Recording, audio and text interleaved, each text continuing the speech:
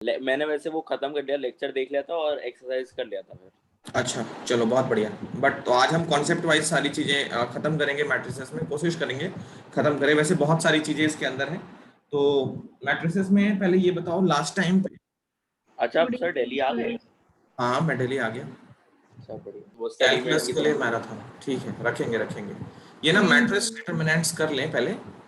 हाँ Shaurya good evening.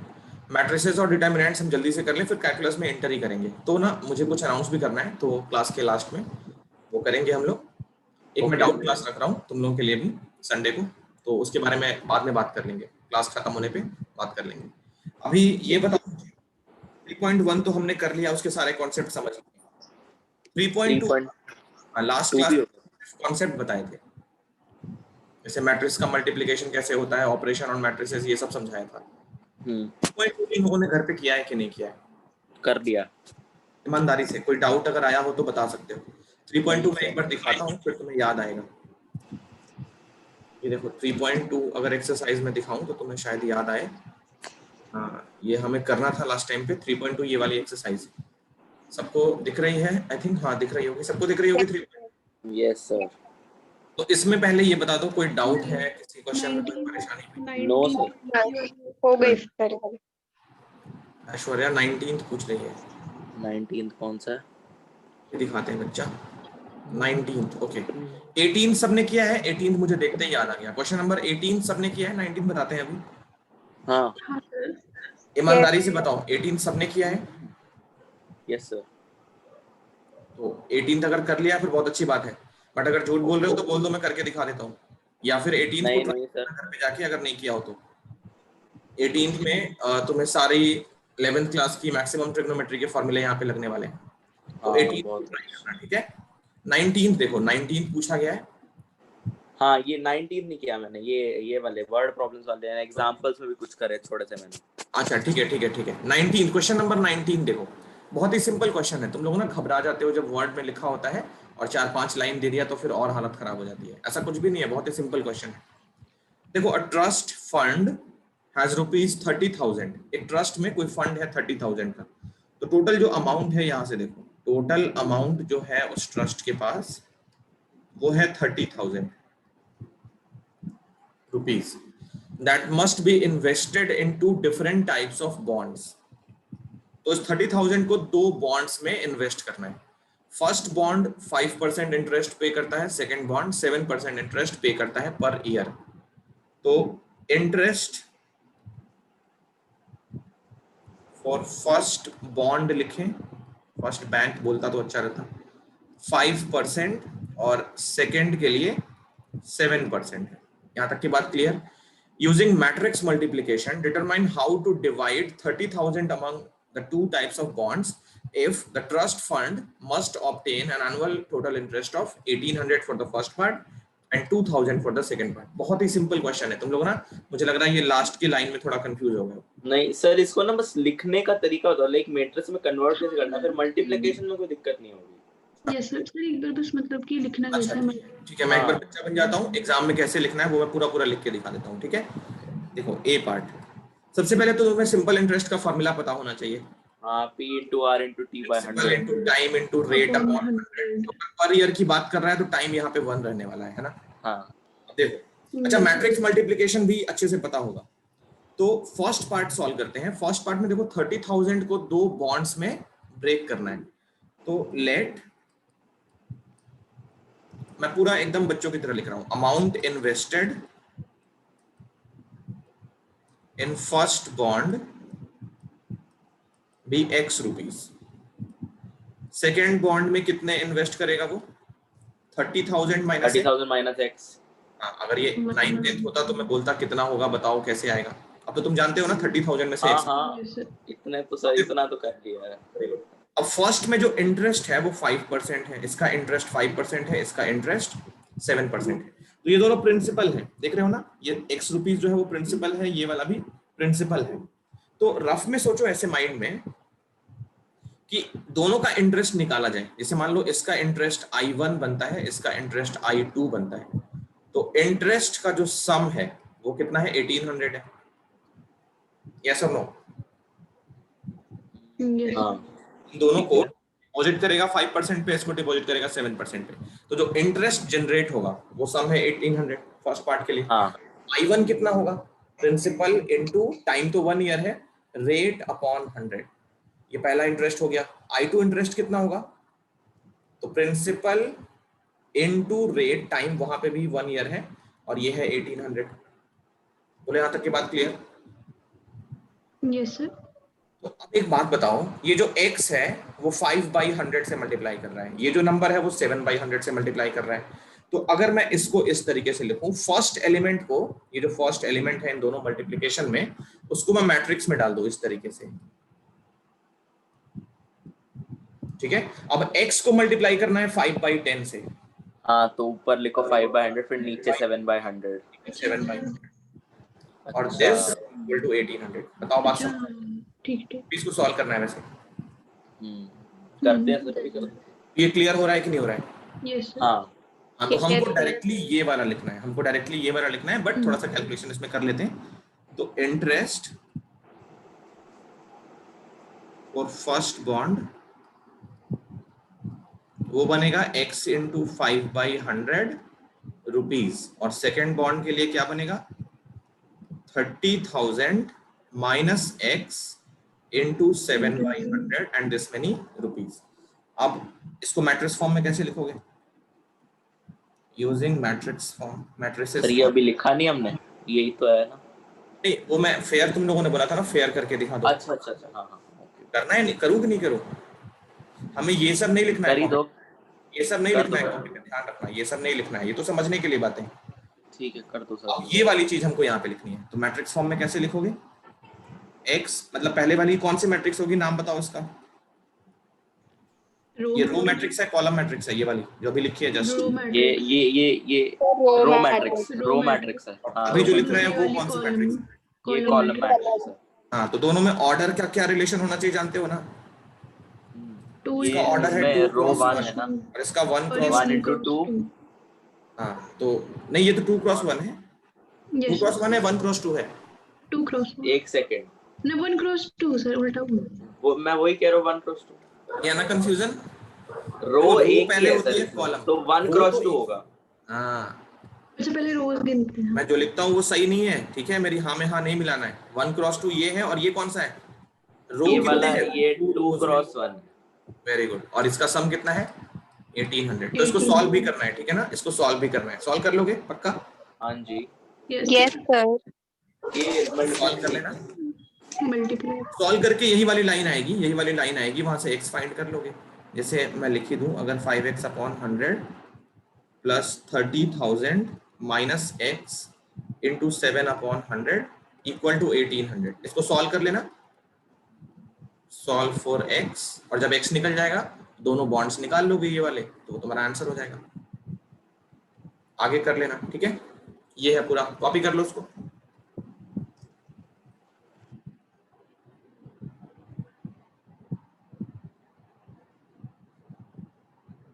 तो मतलब एक्सरसाइज 2 तुमने कर लिया है। अब मैं थर्ड का कॉन्सेप्ट तुमको बताता हूँ, ट्रांसपोज वगैरह क्या होते हैं, फिर उसके बाद हम उसके एक्सरसाइज के क्वेश्चंस करेंगे, फिर लास्ट एक्सरसाइज भी है। इसके ऑप्शनल भी लगाएंगे हम लोग, ठीक है, इसका मतलब ऑप्शनल बोल रहा हूँ, मिसलेनियस भी हम करेंगे इसके, क्योंकि मैट्रिक्स में ना हमको पूरा 10 मार्क्स सिक्योर करना है। मैट्रिक्स और डिटर्मिनेंट्स जो है अलजेब्रा का पार्ट, लिखते लिखते सुनते भी रहो। जो अलजेब्रा है ना, आई थिंक तुम्हें पता होगा, यस सर। अलजेब्रा में 2 चैप्टर्स आते हैं, 10 मार्क्स उनका वेटेज है। अलजेब्रा में तुम्हारा मैट्रिसेस है और डिटर्मिनेंट्स है, दोनों को मिला के 10 आता है। तो देखो अलजेब्रा में मतलब मैट्रिसेस और डिटर्मिनेंट्स दोनों बहुत ही इजी हैं, जो हमें ऑलरेडी आते थे, बट इसको हमें सुपर सिक्योर करना है। ये तो सिक्योर है, इसको एकदम पक्का करना है, क्वेश्चन कितना भी टफ आए कुछ भी आए, हमको ये 10 कहीं ना जाए। और जो हमने एक और कर लिया है रिलेशन फंक्शन, उसमें से 8 मार्क्स का है। लास्ट टाइम पे 10 का था, बस अब वो 8 हो गया है, रिलेशन फंक्शन में 8 हो गया। सर मैट्रिसेस वगैरह में नंबर जाएंगे तो सर ट्रिगो की वजह से जाएंगे, वैसे नहीं जाएंगे। ये क्यों जाएंगे बेटा, क्यों जाएंगे ये बताओ पहले। देखो मैं बार बार बोल रहा हूँ सर 11 के फॉर्मूले याद करो, याद करो। हिट नहीं होता सर उस टाइम, लाइक फॉर्मूलाज याद करो फिर भी एक हिट नहीं होता कि यहाँ पे जैसे जैसे जो नॉर्मली यूज करते हैं हम लोग, sin 2x हो गया या 1 + cos 2x / 2 sin square cos square x, ये तो याद रहता है, बट कुछ ऐसा अजीब सा फॉर्मूला तो फिर 3x वगैरह मतलब तो ज्यादा क्वेश्चंस यूज कम नहीं किए हो, होता। फिर क्वेश्चंस कम किए हो। हाँ हाँ, वो तो प्रैक्टिस करनी है बस, और उससे प्रैक्टिस, कुछ हाँ, बस तभी सारा ठीक आंसर होगा। तुम्हारे पास है। अब छोटे बच्चों को बताते हैं कि क्वेश्चंस करो, क्वेश्चन करो, उनको यकीन भी नहीं होता है कि सर जो बोल रहे हैं सही बोल रहे हैं। क्वेश्चंस अगर नहीं करोगे तो फिर बस फॉर्मूले याद करोगे, वो खुद ही तुमको परेशान करेंगे। जो याद किए ना उसी से परेशानी होगी, अगर उन पे 2-4 क्वेश्चन करके नहीं देखे हो तो। जैसे मैं अभी 18 दिखा रहा था ना, वो एक क्वालिटी क्वेश्चन था, हाँ हाँ करके देखना उसको, जिन्होंने भी नहीं किया हो तो करके जरूर देखना। ये डन करें एक्सरसाइज 3.2, फिर कंप्लीट हो गई ना। हाँ जी, करो खत्म। Yes sir. Yes sir. Okay, तो अब देखो ट्रांसपोज पे चलते हैं हम लोग। ट्रांसपोज और उसके कॉन्सेप्ट क्या है, ताकि 3.3 भी कर पाओ। तो मैं ट्रांसपोज वगैरह जो भी कॉन्सेप्ट है 3.3 को करने के लिए वो एक्सप्लेन कर देता हूँ, फिर तुमको 3.3 ऐसी होमवर्क दूंगा, अगले दिन पे उसके डाउट जो होंगे वो ले लूंगा, और फिर 3.4 के भी कॉन्सेप्ट बता दूंगा अगर पॉसिबल हुआ सारे तो उसके बाद उसके भी डाउट्स हम लोग कर लेंगे।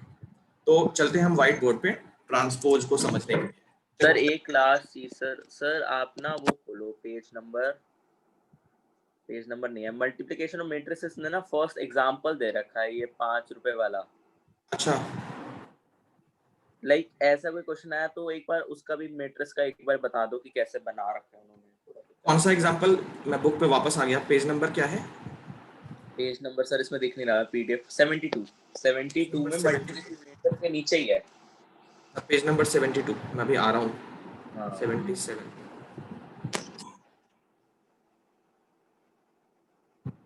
एक और एग्जांपल हो जाएगा फिर पक्का हो जाएगा। 73 ये है, ये 72 है, ये वाला ना। 72 के जो लाइक मल्टीप्लिकेशन मैट्रिसेस लिखा हुआ है ना, उसके जस्ट नीचे सपोज करके शुरू हो रहा है। हाँ ओके, हाँ तो हाँ इसमें वो क्या वाला दिक्कत आ रही है? बनाना है बस, लाइक तो मैट्रिसेस इसके कैसे लिए फॉर्म फिर होते हैं। एक्सरसाइज में क्वेश्चन है तो अपने केमिस्ट्री की बुक इतने डजन्स हैं, I think question number 19 20th question कर लेते हैं फिर। हाँ वो करा दो कोई। क्वेश्चन नंबर 20th है मेरे ख्याल में, एक बार देख लेते हैं, मैं ना क्वेश्चन नंबर याद नहीं रहता है मुझे। ठीक है। 20th है शायद, मैंने जहां तक हाँ देखा। हाँ हाँ 20th सर है सर, 20 वही वही करा दो, फिर एक क्वेश्चन करा नंबर दो, 20th एग्जांपल है खुद से कर लेंगे। हाँ, तो ये भी कर लेते हैं। देखो इसमें कोई दिक्कत नहीं है, बहुत सिंपल क्वेश्चन है। पहले थोड़ा सा ना स्पेस में ले लूं। सर हम ट्राई करें ये सेकंड हाँ वाला। बिल्कुल बॉटम में है, दिख रहा है क्वेश्चन नंबर 20 बिल्कुल बॉटम हाँ में। एक बार ट्राई करते हैं। ट्राई करोगे या मैं बताऊं या आप करोगे? बोलो। एक सेकंड। चलो एक काम करो, इसको सारे अभी सॉल्व करने की कोशिश करो।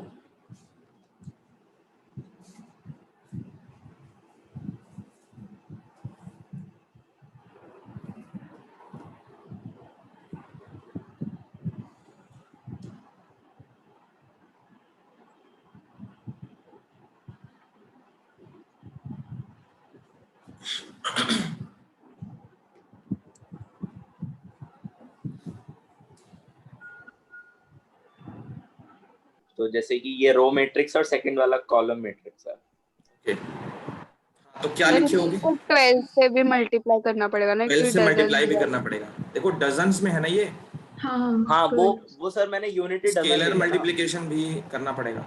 तो मैं लिखता हूँ आंसर, पहले तो 12 से मल्टीप्लाई करने पड़ेगा सारे बुक्स को, 8 10 और 10, ये सारे बुक्स हो गए। तो केमिस्ट्री की बात करें, नंबर ऑफ बुक्स कितने हैं? 120। जैसे 12 जब अंदर जाएगा तो 12 मल्टीप्लाई करेगा ना, 12 120, हाँ स्केलर मल्टीप्लिकेशन है। फिर फिजिक्स की बुक, ये मान लो केमिस्ट्री की बुक है, ये मान लो फिजिक्स की बुक है, और ये मान लो इको की बुक है। तो 12 इंटू 10 केमिस्ट्री हो गया, 120 बुक्स हैं। 96 हो गए फिजिक्स के बुक और 120 हो गए इको के बुक्स। अब जो 120 बुक्स है, जैसे इसको ऐसे सोचो, ये मान लो 120 है, ये मान लो 96 है, और ये मान लो 10 है, सॉरी 120 है, ये मान लो 120 है इको की बुक। अब 120 बुक का कॉस्ट 80 रुपीज ईच है, तो कहने का मतलब 120 को 80 से मल्टीप्लाई करना पड़ेगा। अब 96 जो बुक है वो 60 रुपीज ईच वाली है, तो ऐसे, और ये ऐसे, तो ये जो आएगा वो निकालना पड़ेगा। कहने का मतलब ये 12 हमको आगे लिखना है, ताकि क्लियर पता चले कि अच्छा इन सारे बुक्स को हम 12 से मल्टीप्लाई कर रहे हैं, ताकि डजन को हम कन्वर्ट कर पाए नंबर्स पे। तो ये मैट्रिक्स बनने वाली है, बोलो clear? Yes sir. Yes sir. तो लिखने आ गया मैट्रिक्स वाला, ये सब करना 2-2 नंबर में पूछे जाते हैं। 2 मार्कर में ऐसे क्वेश्चन पूछे जाते हैं, और 6 मार्कर में तो तुम्हारे इनवर्स निकालने वाले होते हैं, वो भी 3x3 मैट्रिक्स वाली। तो 2 मार्कर 4 मार्कर में तुमको क्या क्या पूछे जाते हैं? तो 4 मार्कर में ज्यादा स्कोप नहीं है, ठीक है। 4 मार्कर में इस चैप्टर के मतलब ज्यादा स्कोप नहीं है, या तो बहुत ही छोटे सिंपल क्वेश्चन है या फिर बड़े ही हैं बिल्कुल। तो 4 मार्कर थोड़ा सा कम इसमें आता है, चांसेस थोड़े कम है, क्योंकि उस टाइप का टॉपिक नहीं मिल रहा है 4 मार्कर के लिए। या तो क्वेश्चन बहुत ही सिंपल हो जाएगा या फिर बहुत लंबा हो जाएगा। तो 2 मार्कर 6 मार्कर यहाँ से पकड़ते हैं हम लोग, और डिटर्मिनेंट्स में 4 मार्कर बहुत मिलते हैं, क्योंकि अलजेब्रा के अंदर भी 4 मार्कर्स आते हैं। तो एनीवेज हम चलते हैं अभी आगे ट्रांसपोज पे। तो हेडिंग बनाओगे ट्रांसपोज ऑफ अ मैट्रिक्स, और लिखना कुछ भी नहीं है, मैं पहले समझा देता हूँ सारी चीजें, उसकी प्रॉपर्टीज क्या क्या होती है वो बता देता हूँ, एक दो एग्जांपल करके देख लेंगे, और फिर इसकी एक्सरसाइज में होमवर्क दे दूंगा। देखो समझना इसको अच्छे से। Transpose of A matrix, matrix के ट्रांसपोज को हम ए ऊपर टी लिखते हैं इस तरीके से, या फिर ए डैश लगाते हैं। तो जब भी कोई मैट्रिक्स ए लिखा हो उसके ऊपर अगर ए टी लिखा हो और या ए डैश लगा हो तो समझ जाना वो ट्रांसपोज है। ट्रांसपोज बनता कैसे किसी मैट्रिक्स का? तो मान लिया कोई मैट्रिक्स है, वही डेफिनेशन हम लेते हैं मैट्रिक्स की, ए आई जे, इसका ऑर्डर है m cross n, be any matrix, then the matrix obtained by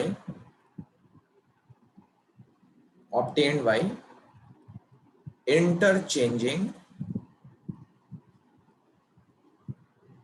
the row and column, interchanging the row and column is called as transpose of the given matrix, and it is denoted by A transpose और A dash, इस तरीके से लिखते हैं,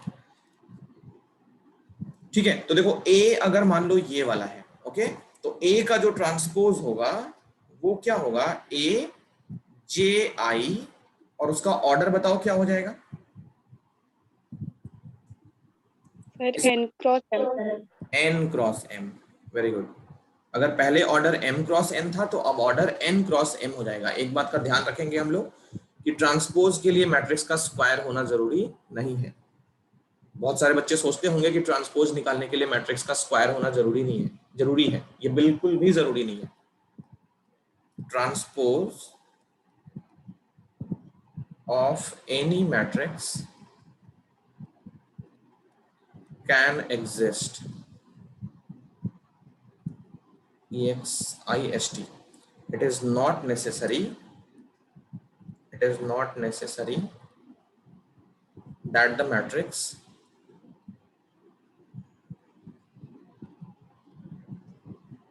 should be a square matrix.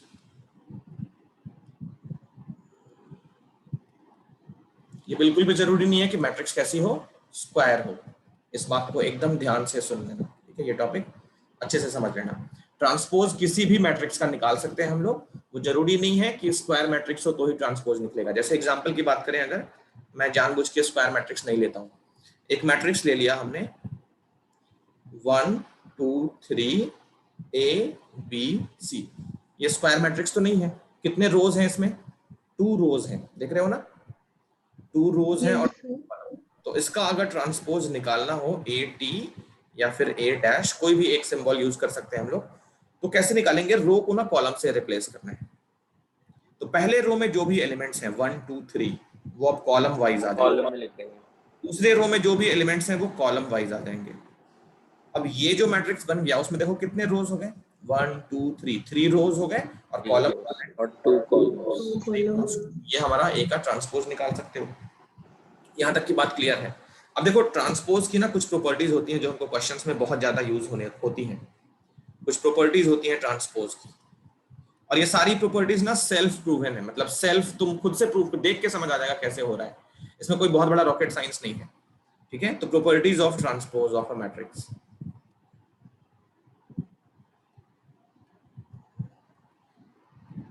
देखो पहली property क्या होती है, किसी भी मैट्रिक्स का अगर ट्रांसपोज निकालो और उसका भी ट्रांसपोज निकालो तो मैट्रिक्स इटसेल्फ वो मैट्रिक्स खुद हो जाती है।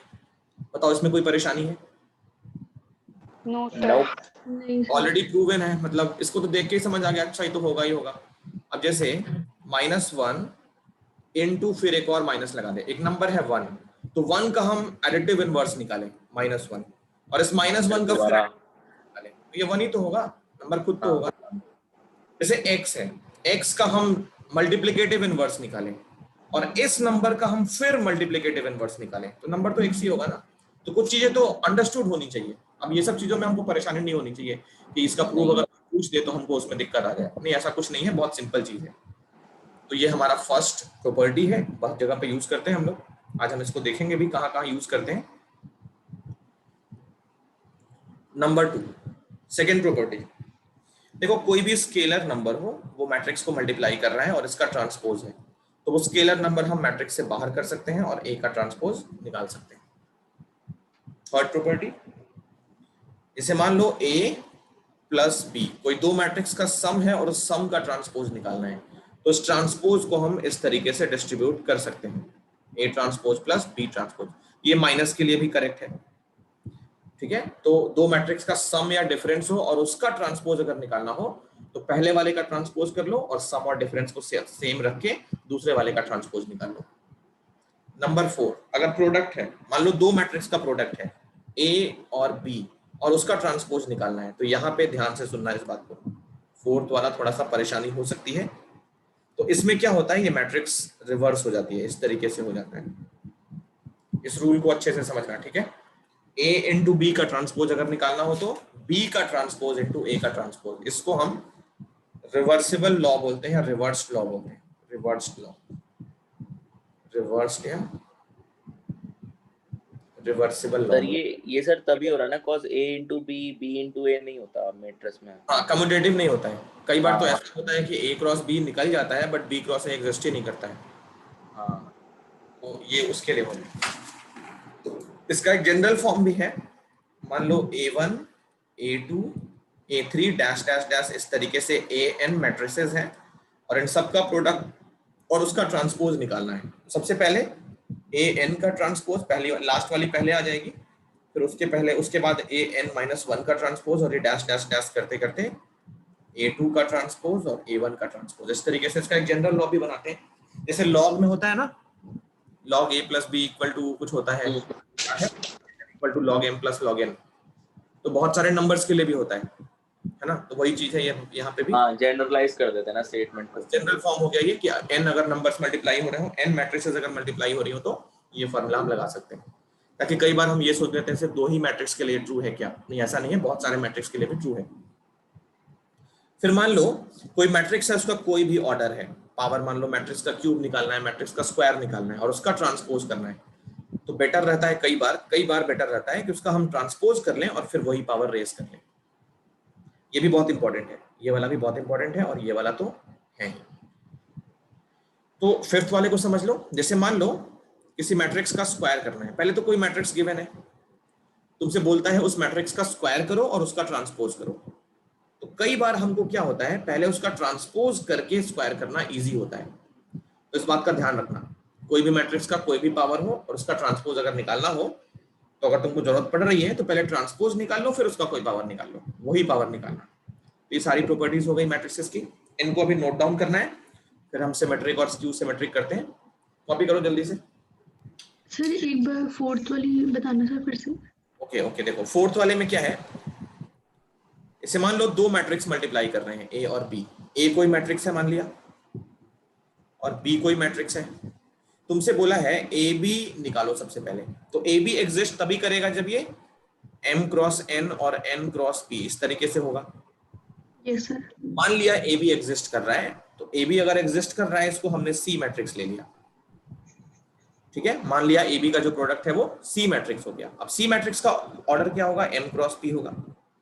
तो तुमसे कोई बोले सी को ट्रांसपोज करो, तो कैसे करना है, तो ए बी जो मल्टीप्लाई करके आया उसको हमने अगर सी का ट्रांसपोज ले लिया, मतलब सी जो मैट्रिक्स है उसका ट्रांसपोज ले लिया, तो यही चीज इक्वल होगी। अब ए और बी हमको दिए थे पहले, तो ए का ट्रांसपोज निकालो और बी का ट्रांसपोज निकालो, क्योंकि ए और बी हमारे पास गिवन अच्छा है। अच्छा हाँ। फिर अब तुमको क्या करना है, बी का ट्रांसपोज और ए का ट्रांसपोज इन दोनों को ऐसे मल्टीप्लाई करना है, तो ये वाली जो चीज होगी ना वही हमारा सी ट्रांसपोज होगा। ठीक है सर। समझ रहे हो? तो ये यस वाला सर। और ये वाला सेम रिजल्ट देगा हमको, कहने का मतलब ये चीज इसके इक्वल है। बोलो क्लियर? Yes sir. तो इसको नोट डाउन करो जल्दी जल्दी, कॉपी करके बता दोगे। तो यहां तक कर लिए। अब ना कुछ इंपॉर्टेंट चीजें करते हैं। Symmetric matrix and skew symmetric matrix क्या होती है, ऐसे है कि बोला भी नहीं जा रहा है कभी कभी लगातार। तो पहली चीज है सिमेट्रिक मैट्रिक्स और दूसरी स्क्यू सिमेट्रिक, नाम भी कैसा है इनका, तो वो सीख लेते हैं हम लोग।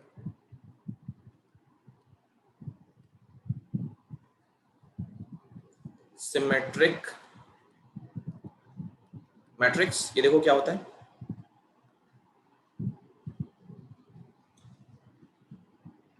स्पेलिंग टी के बाद ई होता है ना, मैट्रिक होता है शायद, एनीवेज देख लेना। तो सिमेट्रिक मैट्रिक्स क्या होती है वो देखो। देखो कोई भी मैट्रिक्स हो तो अगर वो स्क्वायर मैट्रिक्स है ना तभी ये सिमेट्री आती है। यहां पे ध्यान से सुनो, ट्रांसपोज निकालने के लिए मैट्रिक्स का स्क्वायर होना बिल्कुल भी जरूरी नहीं है, ठीक है, बट अगर वो मैट्रिक्स में सिमेट्री आनी है, सिमेट्री, तो उसका रो और ऑर्डर सेम होना चाहिए, कहने का मतलब वो स्क्वायर मैट्रिक्स होनी चाहिए, ठीक है। तो मान लिया ए कोई मैट्रिक्स है, let A be a square matrix, ध्यान से सुनो, A be a square matrix of order M. Square matrix को ऐसे लिखते हैं, उसका ऑर्डर एम क्रॉस एम नहीं लिखते हैं, ये बहुत फेमस है। Square matrix of order M कहने का मतलब एक मैट्रिक्स है एम क्रॉस एम की। ए कोई मैट्रिक्स है, स्क्वायर मैट्रिक्स है वो, उसका ऑर्डर एम है, एंड इफ ए का ट्रांसपोज ए के इक्वल आ जाता है then A is called symmetric matrix.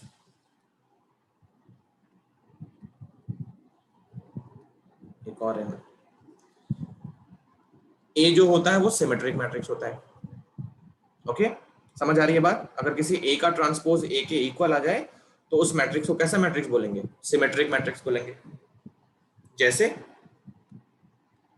कोई मैट्रिक्स है, मान लो ए आई जे और ये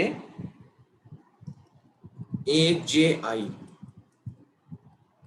अगर ये इक्वल हो जाता है फॉर ऑल आई कॉमा जे, तो इस मैट्रिक्स को हम क्या बोलते हैं, सिमेट्रिक मैट्रिक्स। सिमेट्रिक।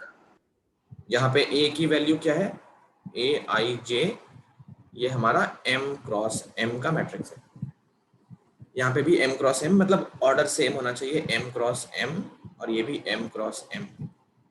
तो ए ये हमारी मैट्रिक्स है। अब इसमें क्या है, जैसे कोई एग्जांपल अगर लिया जाए, स्क्वायर मैट्रिक्स नहीं, सिमेट्रिक मैट्रिक्स का कोई एग्जांपल तो कैसे ले सकते हैं, कोई बताए मुझे? जैसे देखो फर्स्ट मैट्रिक्स 1 2 3 ले लिया, नल ले लो सर, नल मैट्रिक्स नल क्या, हर चीज में जीरो, मतलब कोई बात थोड़े ना है।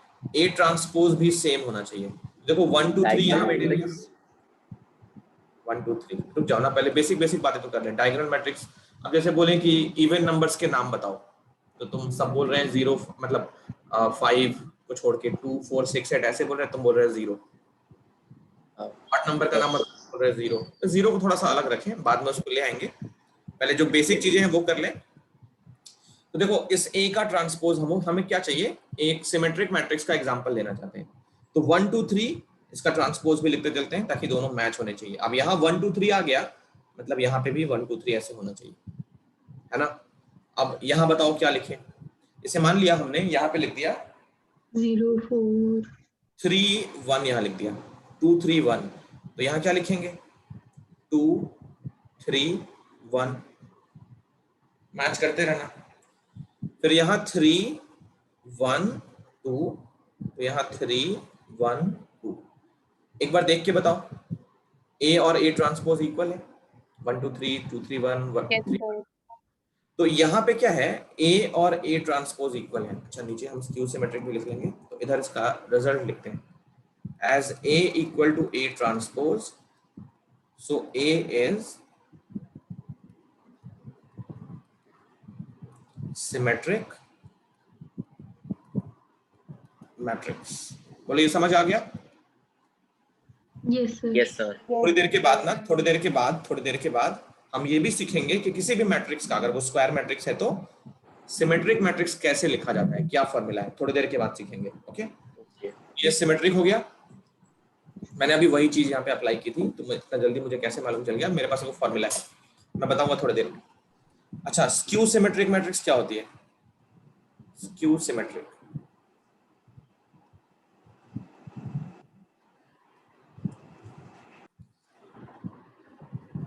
देखो इस वाले में क्या होता है, वही है हमारा स्क्वायर मैट्रिक्स है, A be any square matrix of order m and if a का transpose is equal to minus a, then a is called skew symmetric.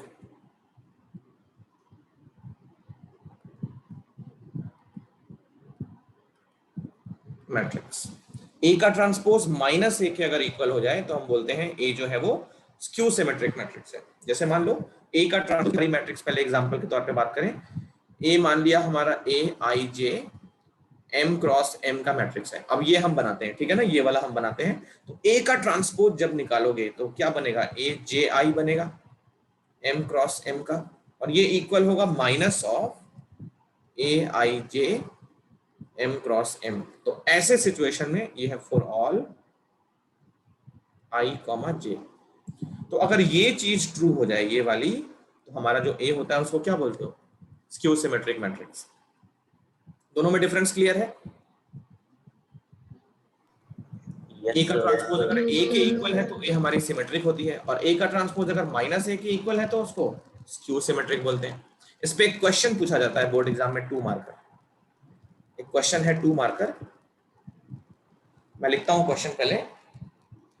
Prove that, ये बहुत इंपॉर्टेंट क्वेश्चन है, ठीक है ना। 2 मार्कर हमको पकड़ने हैं यहाँ से, क्योंकि मैंने बताया इसमें या तो 1 मार्कर 2 मार्कर मिलेगा या फिर 6 मार्कर मिलेगा। 4 मार्कर मतलब आ भी जाते हैं, ऐसा नहीं है कि नहीं आते हैं, बट ज्यादा नहीं आते हैं इसमें। 2 मार्कर और 6 मार्कर ही आते हैं, क्योंकि क्वेश्चन बहुत छोटे हो जाएंगे या फिर बहुत बड़े हो जाएंगे। Prove that for a skew symmetric matrix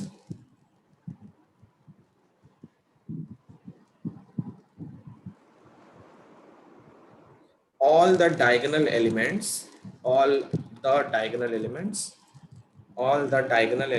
are 0।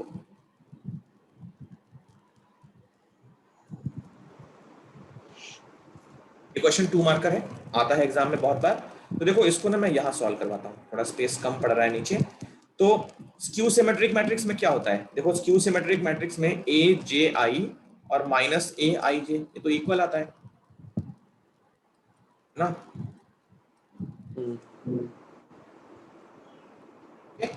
अब डायगोनल एलिमेंट निकालने के लिए क्या ट्रिक है हमारे पास, बताओ कोई?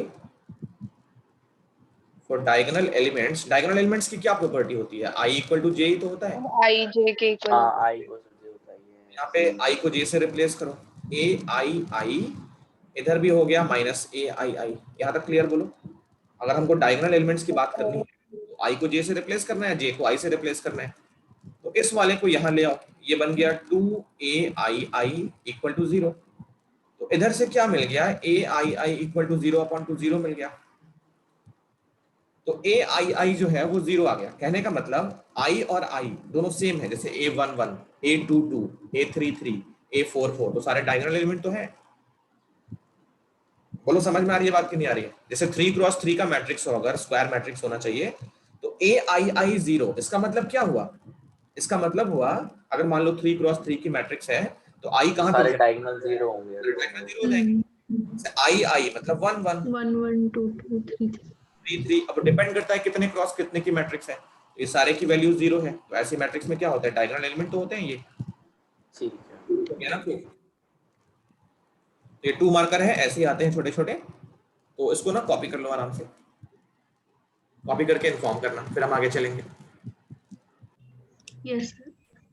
देखो ये क्वेश्चन इंपॉर्टेंट है, मैं याद दिला देता हूँ। 2 मार्कर है, तो इसको अच्छे से लिख लेना और ना ऐसे ऐसे क्वेश्चंस को अच्छे से सेव करके रखना, पेपर खो ना जाए, ये सब ना हो, ठीक है। तो अभी चल रहे हैं आगे, कुछ और 2 मार्कर क्वेश्चन पकड़ते हैं। तो एनसीईआरटी में कुछ थ्योरम्स दिए हैं, ठीक है ना। थ्योरम 1 है, ये 2 मार्कर है, ये एनसीईआरटी है, एनसीईआरटी की लैंग्वेज में लिख रहा हूँ, ये 2 मार्कर क्वेश्चन है एक्चुअली। तो एनसीईआरटी में क्या है, थ्योरम 1 जो है ये बहुत ही अच्छा क्वेश्चन है, लाजवाब क्वेश्चन। प्रूव दैट, थ्योरम में ऐसे लिखा है, फॉर एनी स्क्वायर मैट्रिक्स, मैंने उसको क्वेश्चन बना दिया है। तो prove that for any square matrix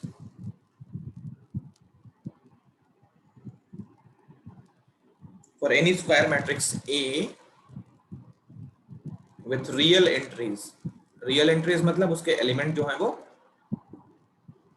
entries, real entries मतलब उसके जो एलिमेंट्स हैं वो सारे के सारे रियल नंबर्स हैं, real number entries, okay. A plus A transpose is a symmetric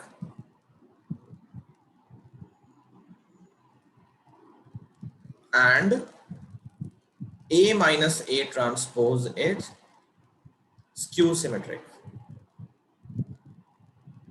matrix। तो ये क्वेश्चन है, कोई भी मैट्रिक्स है उसमें रियल कोएफिशिएंट, रियल उसकी एंट्रीज हैं, मतलब एलिमेंट्स उसके रियल हैं, ये क्वेश्चन है, इसको हमें सॉल्व करना है। प्रूफ, 2 मार्कर है ये। तो क्या कह रहा है, ए कोई भी स्क्वायर मैट्रिक्स है, ओके। तो ए में उसका ट्रांसपोज अगर हम ऐड करें तो हमको सिमेट्रिक मैट्रिक्स मिल जाती है, और ए में उसका ट्रांसपोज अगर माइनस कर दें तो हमको स्क्यू सिमेट्रिक मैट्रिक्स मिल जाती है। तो यही ट्रिक है, किसी भी मैट्रिक्स के लिए सिमेट्रिक मैट्रिक्स ऐसे निकालते हैं तो उसमें ट्रांसपोज उसका ऐड कर देते हैं, और अगर मान लो हमको स्क्यू सिमेट्रिक निकालना है तो ए में उसका ट्रांसपोज माइनस कर देते हैं। तो ये हमको माइंड में करना पड़ता है, तो इस तरह से जल्दी से हम निकाल सकते हैं। इस क्वेश्चन पे आते हैं, तो पहले हम इस वाले को लेते हैं। एक्चुअली इसमें 2 क्वेश्चन छुपे हैं, एक तो ये है कि A plus A transpose symmetric होगा, ये प्रूफ करो, और A minus A transpose Q symmetric होगा, ये प्रूफ करो।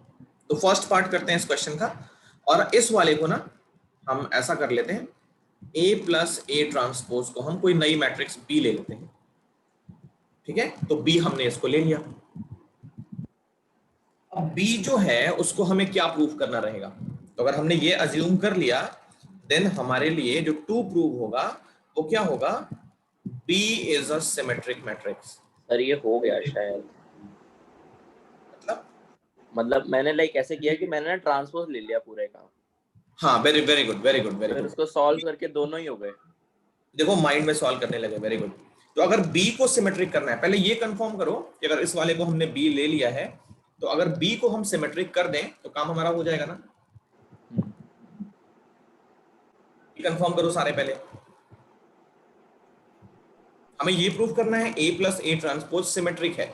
तो इस वाले को मान लिया हमने B कर लिया, और ये कर दें कि B सिमेट्रिक है तो ये भी सिमेट्रिक हो जाएगा, हाँ है ना। तो Yes, sir. सिमेट्रिक करना है, अगर B को सिमेट्रिक करना है तो B ट्रांसपोज B के इक्वल दिखाना पड़ेगा, यस है ना। चलो B ट्रांसपोज निकालते हैं। तो ये हमने B लिया है, ओके, इसको फर्स्ट इक्वेशन मान लिया। अब B का ट्रांसपोज निकालो, B का ट्रांसपोज मतलब A प्लस A ट्रांसपोज, ये तो B की वैल्यू है, इसका ट्रांसपोज है। ट्रांसपोज अब रूल पढ़ा था कि बीच में प्लस है तो उसको सेपरेट कर सकते हैं, मतलब डिस्ट्रीब्यूट कर सकते हैं। तो A ट्रांसपोज और A ट्रांसपोज का ट्रांसपोज, ये हो गया A ट्रांसपोज, और A ट्रांसपोज का ट्रांसपोज पढ़ा था A, तो ये क्या मिल गया, A प्लस A ट्रांसपोज मिल गया ना। देखो B तो ये वाला है, और B का ट्रांसपोज भी वही आ गया ना, A plus A transpose same आ गया। प्रूफ हो गया। Yes. From 1 and 2 B equal to B transpose, so B जिसको हमने क्या लिया था, A plus A transpose is a symmetric matrix. Sir इतना सारा ये पैरामीटर लेके ये सब इतना करना जरूरी है, सीधा सीधा लिख नहीं सकते A प्लस A ट्रांसपोज का ट्रांसपोज ले लो फिर ऐसे आ जाएगा। देखो अब वही बात है, तुमने ऐसा काम पहले भी किया है, तुमको मार्क्स शायद फुल नहीं मिलते हैं, तुमने मेरे से बताया था कभी। वो रिलेशन फंक्शन में था वो। ये अगर माइंड में सोचोगे ना तो उसके मार्क्स नहीं मिलते हैं, कॉपी पे जो लिखोगे उसके मार्क्स मिलते हैं, ठीक है। क्वेश्चन मुझे आता है सॉल्व करने, मैं आराम से बहुत इजीली सॉल्व कर सकता हूँ, बट मेरे माइंड में क्या चल रहा है जब तक उसको पता नहीं चलेगा वो मार्क्स कैसे देगा। तो मालूम चलेगा उसको, मैं लिख के दिखाऊंगा। ये तो मैं हर बार बोलता हूँ कि जब भी अपनी आंसर शीट को लिखो, कॉपी जब भी प्रेजेंट करो, तो ऐसे करो जैसे दूसरी क्लास का बच्चा मेरी कॉपी चेक करेगा, उसको कुछ नहीं पता है, मुझे हर चीज लिख लिख के दिखानी है। प्रेजेंटेशन इसी को तो बोलते हैं। स्टेप्स मार्किंग जब होती है तो क्यों पकड़े जाते हो तुम लोग, स्टेप्स बना ही नहीं पाते हो। सही बात है कि नहीं? सही बात है सर। यही काम हमको, थोड़ा सा मुश्किल काम है ये, मुझे पता है। आते हुए क्वेश्चन को भी फैला फैला के लिखना थोड़ा मुश्किल काम है। जिस चीज को हम ऑब्जेक्टिवली माइंड में सॉल्व कर सकते हैं उसको भी हमें एक्सप्लेन करके लिखना पड़ता है, थोड़ा मुश्किल काम है, नो डाउट। बट मार्क्स तो उनके हाथ में है ना। जेई का पेपर जब होगा या नीट का होगा तो हम आराम से करेंगे माइंड में, क्योंकि उस टाइम पे हमको स्टेप्स नहीं चाहिए। तो हमें एक्चुअली दोनों टेक्निक सीखनी है। तो पहले हम लॉन्ग मेथड तो सीख लें ताकि उसको माइंड में करने का प्लान हमारे पास आ जाए। छोटा मेथड सीख के उसको एक्सप्लेन करने में थोड़ी दिक्कत आती है।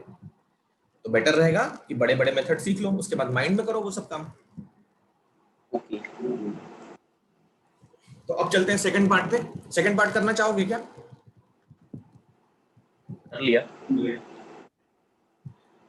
इस वाले को सी ले लो, ए माइनस ए ट्रांसपोज को सी ले लो, first equation.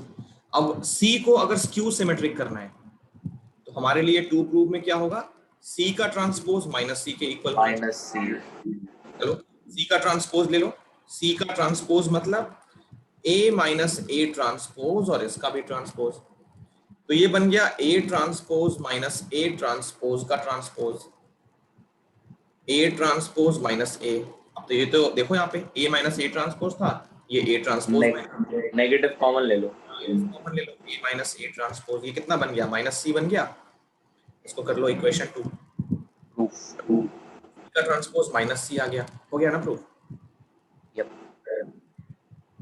Hence a minus a transpose, so a minus a transpose is skew symmetric matrix। ये 2 मार्कर था क्वेश्चन, इसको कॉपी कर सकते हो, कॉपी कर लो इसको। एक और थ्योरम आ रहा है 2 मार्कर, ठीक है ना, थ्योरम 2। देखो बोर्ड्स के लिए ना एनसीईआरटी हमारे लिए बाइबल, कुरान, गीता, ग्रंथ साहिब, ये सब मानो उन बुक को। बोर्ड्स के लिए एनसीईआरटी बहुत बेहतरीन किताब है। उसको अगर अच्छे से जो कर जाएगा ना, सवाल ही नहीं पैदा होता उसके 80 से 85 से 90 से कम है। उसके बाद तो उसका अपना स्किल है कि मैं चीजों को कितना समझ पा रहा हूँ, कितना उसको अप्लाई कर पा रहा हूँ। 80 तो आराम से सिक्योर हो सकता है, बट तुम्हें 80 नहीं चाहिए ना, तुम्हें तो 95। एप्लीकेशन की एक बात होती है, उसके लिए एक्स्ट्रा क्वेश्चन शुरू करो, लेकिन पहले एनसीईआरटी कंप्लीट कर लो। Yes sir.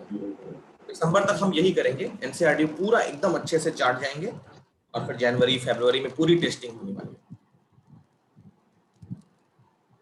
तो सर आप वर्कशीट भेज दी थी आपने इसकी इनवर्स और उसकी। मैं ना उसके आंसर्स भी बना रहा हूँ उसके साथ साथ, क्योंकि ना तुमको थोड़ी दिक्कत आ सकती है। आंसर अगर मैच नहीं पड़ता है तो समझ नहीं आता है सही है कि गलत है, समझ रहे हो ना।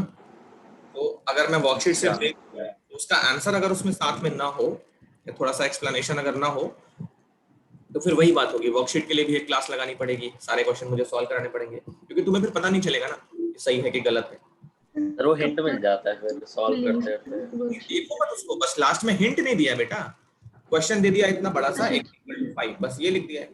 अच्छा आंसर दिया ना बस। आंसर नहीं दिया। सिर्फ आंसर में निकाल निकाल के सारे क्वेश्चन सॉल्व करके आंसर निकाल रहा हूँ और उसमें डाल रहा हूँ। तो मिलेगी मिलेगी, टेंशन बिल्कुल भी ना लो, हर चीज तुम्हें मिलेगी, सब चीज प्लान्ड है। अभी थोड़ा सा काम थोड़ा ज्यादा चल रहा है, मैं ट्रैवलिंग थोड़ा ज्यादा कर रहा हूँ। ये कॉपी कर लिया होगी। Yes sir. Yes sir. तो एक और 2 मार्कर करते हैं, थ्योरम 2 है, ये एनसीईआरटी का ही है। थ्योरम 2 तो मैं एनसीईआरटी पूरा पूरा लिखता हूँ, बस वो क्वेश्चन में चेंज कर देता हूँ। एनसीईआरटी में लिखा है any square matrix can be represented as a sum of, तो ये हम लिखेंगे prove that any square matrix can be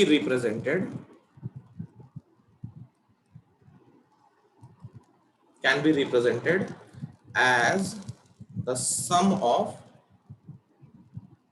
a skew and symmetric, sum of a symmetric and a skew symmetric matrix।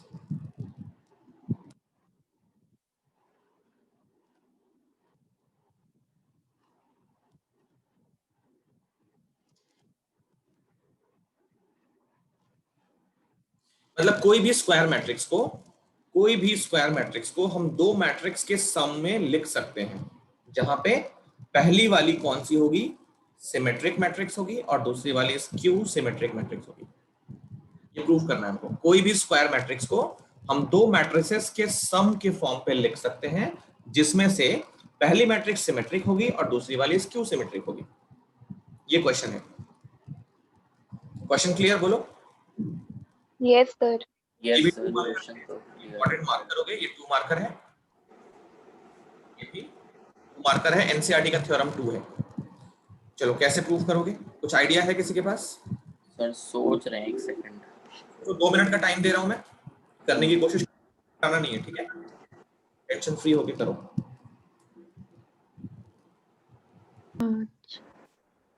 तो ये form कर सकते हो ना ऐसे, जैसे मैट्रिक्स ए है तो ए प्लस ए ट्रांसपोज तो सिमेट्रिक होगी always, A minus A transpose Q symmetric होगी।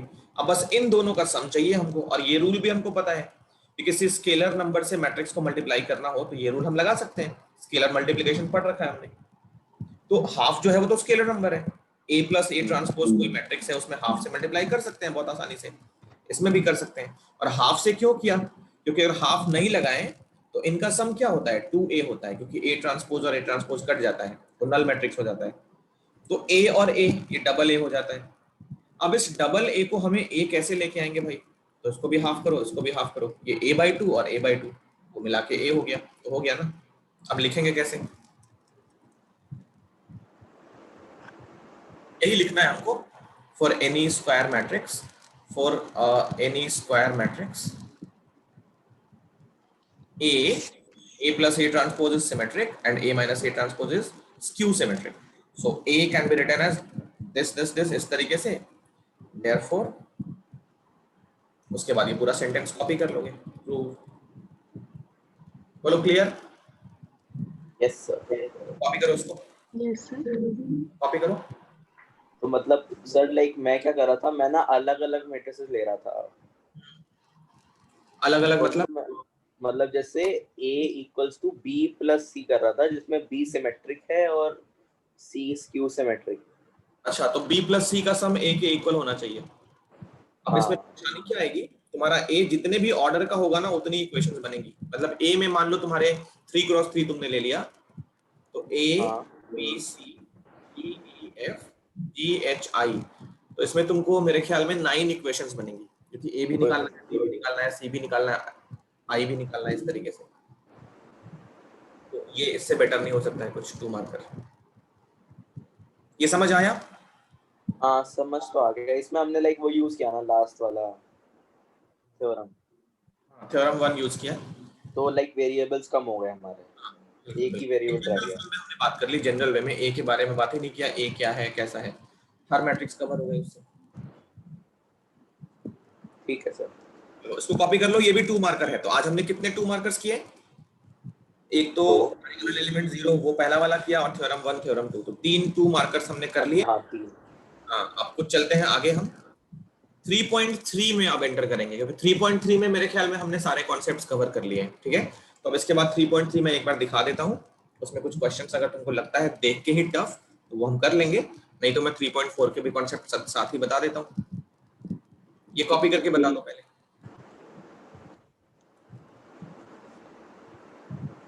हो गया सर? हाँ सर, लिख लिया। ठीक है, अंजलि Yes, sir. हो गया ना? सर वैसे अगर बाय चांस सपोज ये क्वेश्चन आप हिट नहीं किया और मैंने ऐसे ले लिया A equals to B plus C, तो कैसे करेंगे, थोड़ा सा बताना है एक बार। बट बहुत लंबा पड़ेगा। देखो A तुम्हें मान लिया ऐसे ले लिया A B C इस तरीके से, लाइक 2x2 ले लिया चलो हमने जैसे। हाँ ये ज्यादा बेटर है। हाँ ट्रायल पूरा लगाना पड़ेगा। ये मान लो A B C और D। अब B तुमने क्या लिया है, इसका स्क्यू सिमेट्रिक होना चाहिए। B क्या लिखोगे बताओ यहाँ पे, वो लेकिन निकालना पड़ेगा ना कि इसका स्क्यू सिमेट्रिक है, इसका सिमेट्रिक है। कैसे निकालोगे, तो ये A B C और D, ये थोड़ा सा मुश्किल होगा इससे ना, इसका ट्रांसपोज और ये वाला, तो A B ये हो गया सी और डी, तो ये वाला इक्वल हो, कहने का मतलब सी और बी आपस में इक्वल होने चाहिए, ठीक है। तो ए सी और सी, ये तो मैट्रिक्स लोगे, ए सी ए सी। ओके। तो काफी माथा इसमें खराब हो रहा है, देख रहे हो, और एग्जाम के प्रेशर पे ये सब चीजें तो स्टंट, हाँ एग्जाम के टाइम पे ये सब स्टंट करने की कोई जरूरत तो नहीं है। छोड़ दो, रहने दो। मैं उसको फ्री में बैठ के करना ये सब, उसका ट्रांसपोज इसके इक्वल, उसका ट्रांसपोज हाँ कभी फ्री में बैठ के करना, माइंड बहुत खुलेगा। टाइम मिलेगा सर करेंगे बैठ के। तो अभी इस हाई टाइम पे हम अपने टॉपिक पे वापस आते हैं। यहाँ तक सबने कॉपी कर लिया है? मैं तुम्हें अब 3.3 एक्सरसाइज दिखाता हूँ, कुछ क्वेश्चन Yes, sir. कि नहीं ये क्वेश्चन पूछ लेना चाहिए तो जरूर पूछना। यहाँ देखो, तो ये सारी चीजें हैं, समझाई हैं, कुछ एग्जांपल्स भी लिया है। 3.3 एक्सरसाइज, मैं एक एक क्वेश्चन डिस्कस कर लेता हूँ छोटे छोटे जल्दी जल्दी। क्वेश्चन नंबर 1 देखो, सबको ये फाइल दिख रही है मेरी? Yes sir. हाँ सर। तो सारे क्वेश्चंस करने हैं ईमानदारी के साथ, ठीक है ना। 2.3 का क्वेश्चन नंबर 1, उसमें 3 हाँ। पार्ट, ट्रांसपोज निकालना है, बहुत सिंपल, कर लोगे मेरे ख्याल में। हो गया। Yes, sir. क्वेश्चन नंबर 2 देखो, क्वेश्चन नंबर 2 में ए और बी दोनों ही दे चुके हैं, ये वाली मैट्रिक्स है और बी ये वाली मैट्रिक्स है। अब a प्लस बी का transpose equal to a transpose plus हाँ बी, वो अलग अलग निकाल हो के जाएगा, प्रूव हो सर। जाएगा। डेफिनेशन वाले आराम से कर लोगे। क्वेश्चन नंबर 3 में a ट्रांसपोज ये वाला है और b ये वाला है, तो तुम्हें पहले a चाहिए इसमें, तो a ट्रांसपोज अगर दे दिया है a कैसे निकालोगे? इसका ट्रांसपोर्ट कर दो। हाँ तो उसका ट्रांसपोज कर लेंगे ना सर। सर, ये ट्रांसपोज का ट्रांसपोज ये कर वाली दीजिए। कैसे 3 लिखोगे? -1 0 4 2 1 कर लेंगे। माइनस क्या हो गया, -1 और 2 और 0 और 1, इस तरीके से लिख लोगे। तो ये a मिल गया, a ट्रांसपोज मिल गया और b मिल गया, तो इधर a प्लस बी उसका ट्रांसपोज और a ट्रांसपोज भी, सब कर लोगे। क्वेश्चन नंबर 3 तक बहुत सिंपल है। क्वेश्चन नंबर 4 देखो, a ट्रांसपोज दे दिया है, b दे दिया है, तुम्हें a प्लस 2b का ट्रांसपोज चाहिए, तो बेटर रहेगा इसको a transpose plus 2b transpose ऐसे भी कर सकते हो, या इस चाहो तो LHS में निकाल लो, कोई दिक्कत नहीं है। समझ रहे हो ना, चाहो तो ये वाला निकाल लो और चाहो तो ये वाला निकाल लो। हाँ इस वाले को ऐसे भी तो कर सकते हैं, क्योंकि a का ट्रांसपोज है ना, और b का ट्रांसपोज निकालना इजी है। वैसे a का ट्रांसपोज हाँ अच्छा हाँ ठीक है, हो जाएगा, ऐसे भी हो जाएगा, दोनों तरीके कैसी से। मर्जी। Question number 5, for the matrices a and b verify करना है, a b का transpose equal to b transpose into a transpose, तो ये जरूर करना, ये जरूर करना। इसमें बहुत सारे पार्ट्स हैं, a b इस तरीके से दे रखा है। आई होप कोई 2x2 या 3x3 का मैट्रिक्स भी दिया हो, नहीं दिया है। तो क्वेश्चन नंबर 5 जरूर करना, ठीक है ना, क्वेश्चन नंबर 5 जरूर करना। वैसे तुम्हें करने सारे हैं, बट इसके दोनों पार्ट जरूर करना। आगे चल रहे हैं हम लोग।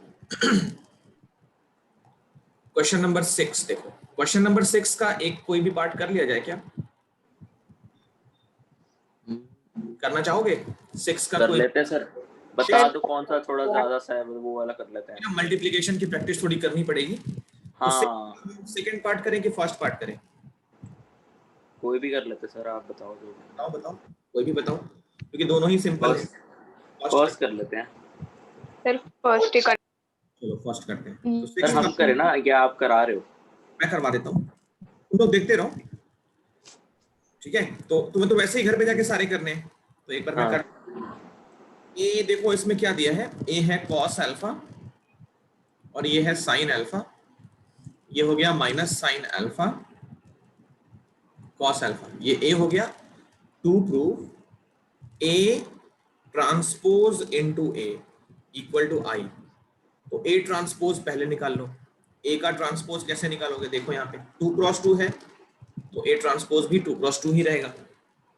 अब रो को कॉलम से रिप्लेस, तो कॉस अल्फा पहली रो, तो पहली कॉलम बन गई, दूसरी रो दूसरी कॉलम बन गई, ये भी 2x2 ही होगा, तो ये भी 2x2, ये भी 2x2, कहने का मतलब A transpose multiplied by A defined है ना, क्योंकि पहले का देखो यहाँ पे मैं रेड से अगर सर्कल बनाऊं, पहले का कॉलम और दूसरे का रो अगर सेम है तभी मल्टीप्लिकेशन होती है, और उसके बाद जो एलिमेंट आता है एक रो से जो बनता है वो जो छूट गए हैं उस ऑर्डर का होता है, तो ये भी 2x2 का बनने वाला है, देख लेते हैं आगे बनता है कि नहीं। तो A transpose cos alpha minus sine alpha, sign alpha cos alpha, ये ए ट्रांसपोज हो गया multiplied by A cos alpha sine alpha minus sine alpha और ये हो गया कॉस अल्फा। चलो मल्टीप्लाई करते हैं इनको। तो कैसे मल्टीप्लाई होता है, देखो मैं तुम्हें बताता हूँ multiply. A11 A12 A21 A22 यही तो होगा, क्योंकि मल्टीप्लाई करने में 2 क्रॉस 2 बनने वाला है, हमको पहले से मालूम चल चुका है।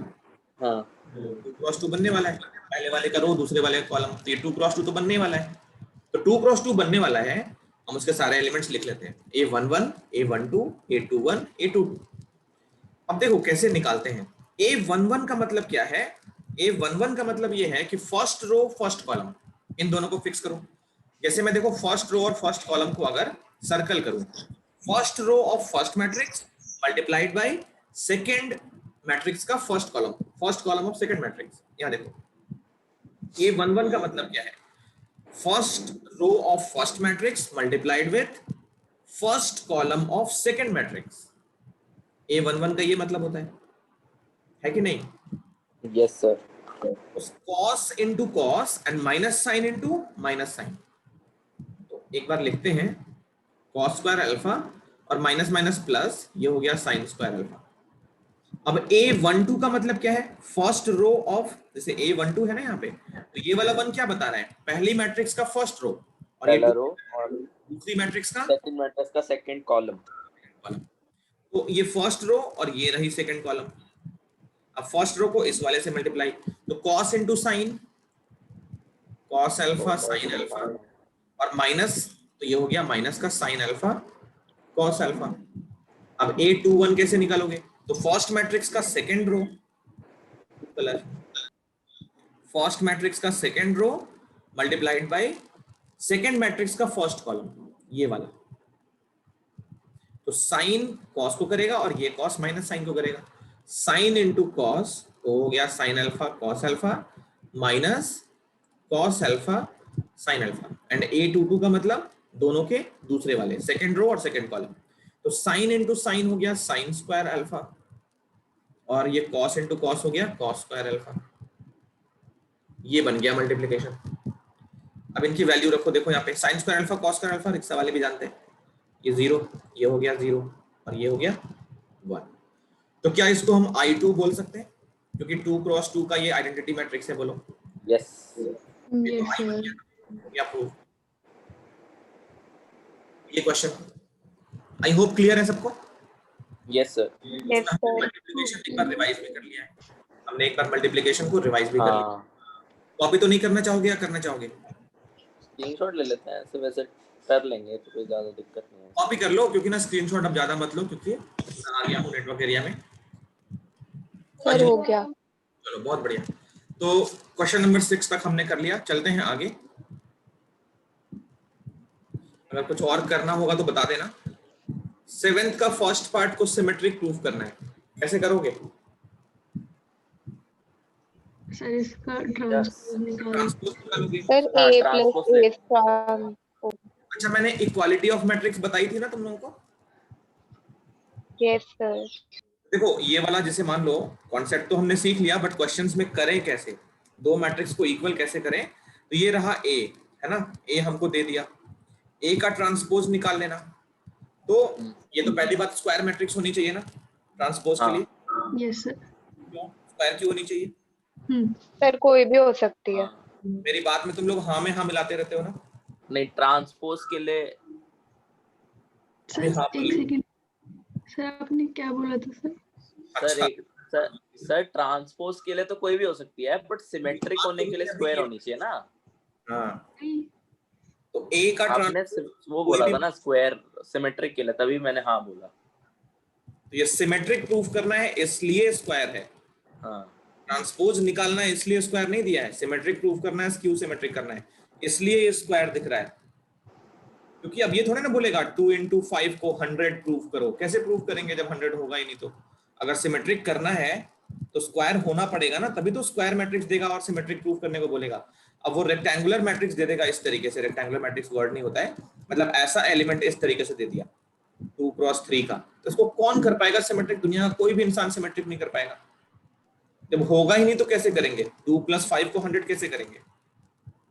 तो इसने स्क्वायर दिया, इसका मतलब ये मत समझना कि स्क्वायर का ही ट्रांसपोज निकलता है, ऐसा बिल्कुल नहीं है। ये 1 2 3 इसका भी ट्रांसपोज निकल जाएगा, 1 2 3 खत्म, बात बोलो। तो मैं बोलता हूं ना बार बार, उस समय भी बोला था, ट्रांसपोज के लिए मैट्रिक्स का स्क्वायर होना जरूरी बिल्कुल भी नहीं है, ये मैंने लिखा भी था नोट करके, तो इससे कभी भी कंफ्यूजन नहीं होनी चाहिए। अब देखो यहाँ पे इसका हम ट्रांसपोज निकालेंगे पहले। ये ए हमारा 3x3 का मैट्रिक्स है, और इसका ट्रांसपोज निकालोगे तो वो भी 3x3 का ही रहेगा। तो कहने का मतलब इसके सारे एलिमेंट्स हम कंपेयर कर सकते हैं ना। इक्वालिटी ऑफ मैट्रिक्स में क्या होना चाहिए, कैसी मैट्रिक्स हम इक्वल कर सकते हैं? जैसे मान लो ए और बी दो मैट्रिक्स हैं, अगर इनका ऑर्डर ही सेम ना हो तो कैसे इक्वल करेंगे? तो दो मैट्रिक्स ऑर्डर उनका सेम नहीं होता है। दो मैट्रिक्स को इक्वेट तभी कर सकते हैं जब उसके ऑर्डर बिल्कुल सेम हो, नंबर ऑफ एलिमेंट्स बिल्कुल सेम हो। तो नंबर ऑफ एलिमेंट्स सेम होने से ऑर्डर सेम हो गारंटी नहीं है इस चीज की। नंबर ऑफ एलिमेंट्स मान लो 12 और 12 हो, इसका ऑर्डर हो 4x3, इसका ऑर्डर हो 6x2। तो ये चीज इंपॉर्टेंट नहीं है कि नंबर ऑफ एलिमेंट सेम हो, पहली इंपॉर्टेंस ये है कि इन दोनों मैट्रिसेस का ऑर्डर जो है वो सेम होना चाहिए, उसके बाद नंबर ऑफ एलिमेंट्स भी सेम हो जाएंगे। तो इसमें देखो 3x3 3x3, कहने का मतलब मान लो हमारा ए जो भी रहा, रैंडम एग्जांपल ABCDEF जो भी है IJK, और इसमें भी वही 3 एलिमेंट्स इस तरीके से, 3 इधर से 3 इधर से, मान लो ये है ये है ये है ये और ये। अब इन 9 एलिमेंट्स को करस्पॉन्डिंग बना बना के अगर हम इक्वेट करें और दोनों इक्वल आ जाते हैं, तभी हम बोलेंगे ए और ए ट्रांसपोज इक्वल है और ये वाला सिमेट्रिक है। कहने का मतलब तुम्हें दिखाना पड़ेगा ये वाला ए और ये वाला एलिमेंट सेम है, फिर ये बी और ये एलिमेंट सेम है, फिर ये सी और ये एलिमेंट सेम है। करस्पॉन्डिंग बोल रहा हूं ना, कहने का मतलब इसके 9 एलिमेंट्स को करस्पॉन्डिंग 9 एलिमेंट्स के इक्वल दिखाना पड़ेगा, तभी हम ये बोल पाएंगे और तभी ये सिमेट्रिक प्रूव होगा। तो इस बात का ध्यान रखना, ये 2 मार्कर क्वेश्चन इस तरीके से आ सकते हैं। सर दिखाना मतलब एक एक एलिमेंट लिख के कि ये इसकी इक्वल है। दोनों को अगल बगल लिख के दिखा सकते हैं कि ये मैट्रिक्स इसके इक्वल है, इस तरीके A1 ऑफ A। अच्छा ठीक है, ऐसे बस दोनों को अगल बगल लिख के इक्वल उनके साइन ओके सर। मतलब ये होना चाहिए, तो तब तुम बोलोगे कि हाँ इक्वल है। खुद से एक बार देख लेना कि पहला एलिमेंट इक्वल है, दूसरा के इक्वल है। मान लो ये डॉट है और ये तो कोई नया एलिमेंट है, तो ये इक्वल थोड़ी ना होगा। तो ये तुम्हें देखना पड़ेगा सारे एलिमेंट्स को एग्जैक्टली मैच हो रहे हैं कि नहीं। मैच होंगे उसके बाद ये लिख लेना और ऐसे लिख देना, as A is equal to A transpose, so it is a symmetric matrix. और इस वाले में वही काम करना है, स्क्यू सिमेट्रिक में भी वैसे ही करना है, A और माइनस मतलब A का ट्रांसपोज माइनस ऑफ A के इक्वल होना चाहिए। 7th के दोनों पार्ट्स कर लोगे, इजी है। Yes sir. यस कोई सर। परेशानी हो तो बताओ। क्या सर? मैं पूछ रहा हूँ अंजलि को कोई परेशानी हो? अंजलि नो सर, हो जाएगा। गुड। तो 7th के बाद 8th 9th, अच्छा okay.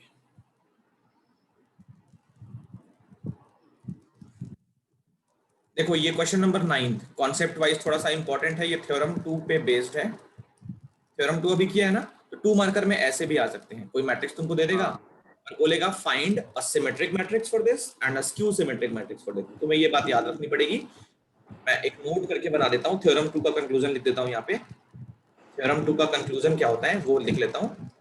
For any square matrix को नोट डाउन कर लेना, any square matrix A half of A plus A transpose is a symmetric and 1/2 A minus A transpose is skew symmetric। इसको note down कर लो पहले, फिर आगे समझाऊंगा ये क्या लिखा है। कर लिया सर। ओके।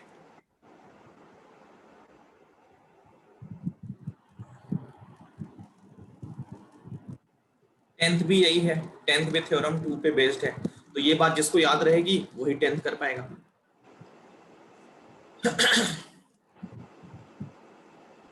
10th में 4 ही पार्ट्स हैं, ये लिख लियो सारे।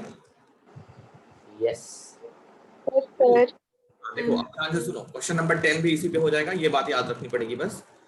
ये क्या बोल रहा है कि कोई भी स्क्वायर मैट्रिक्स हो, जैसे क्वेश्चन नंबर 10 में देख लो सारे स्क्वायर मैट्रिक्स ही हैं, देख रहे हो ना, ये 2x2 है, ये 3x3 थ्योरम 2 का एप्लीकेशन है सर पूरा है, पूरा। ये भी 3x3 है और ये हमारा 2x2 है।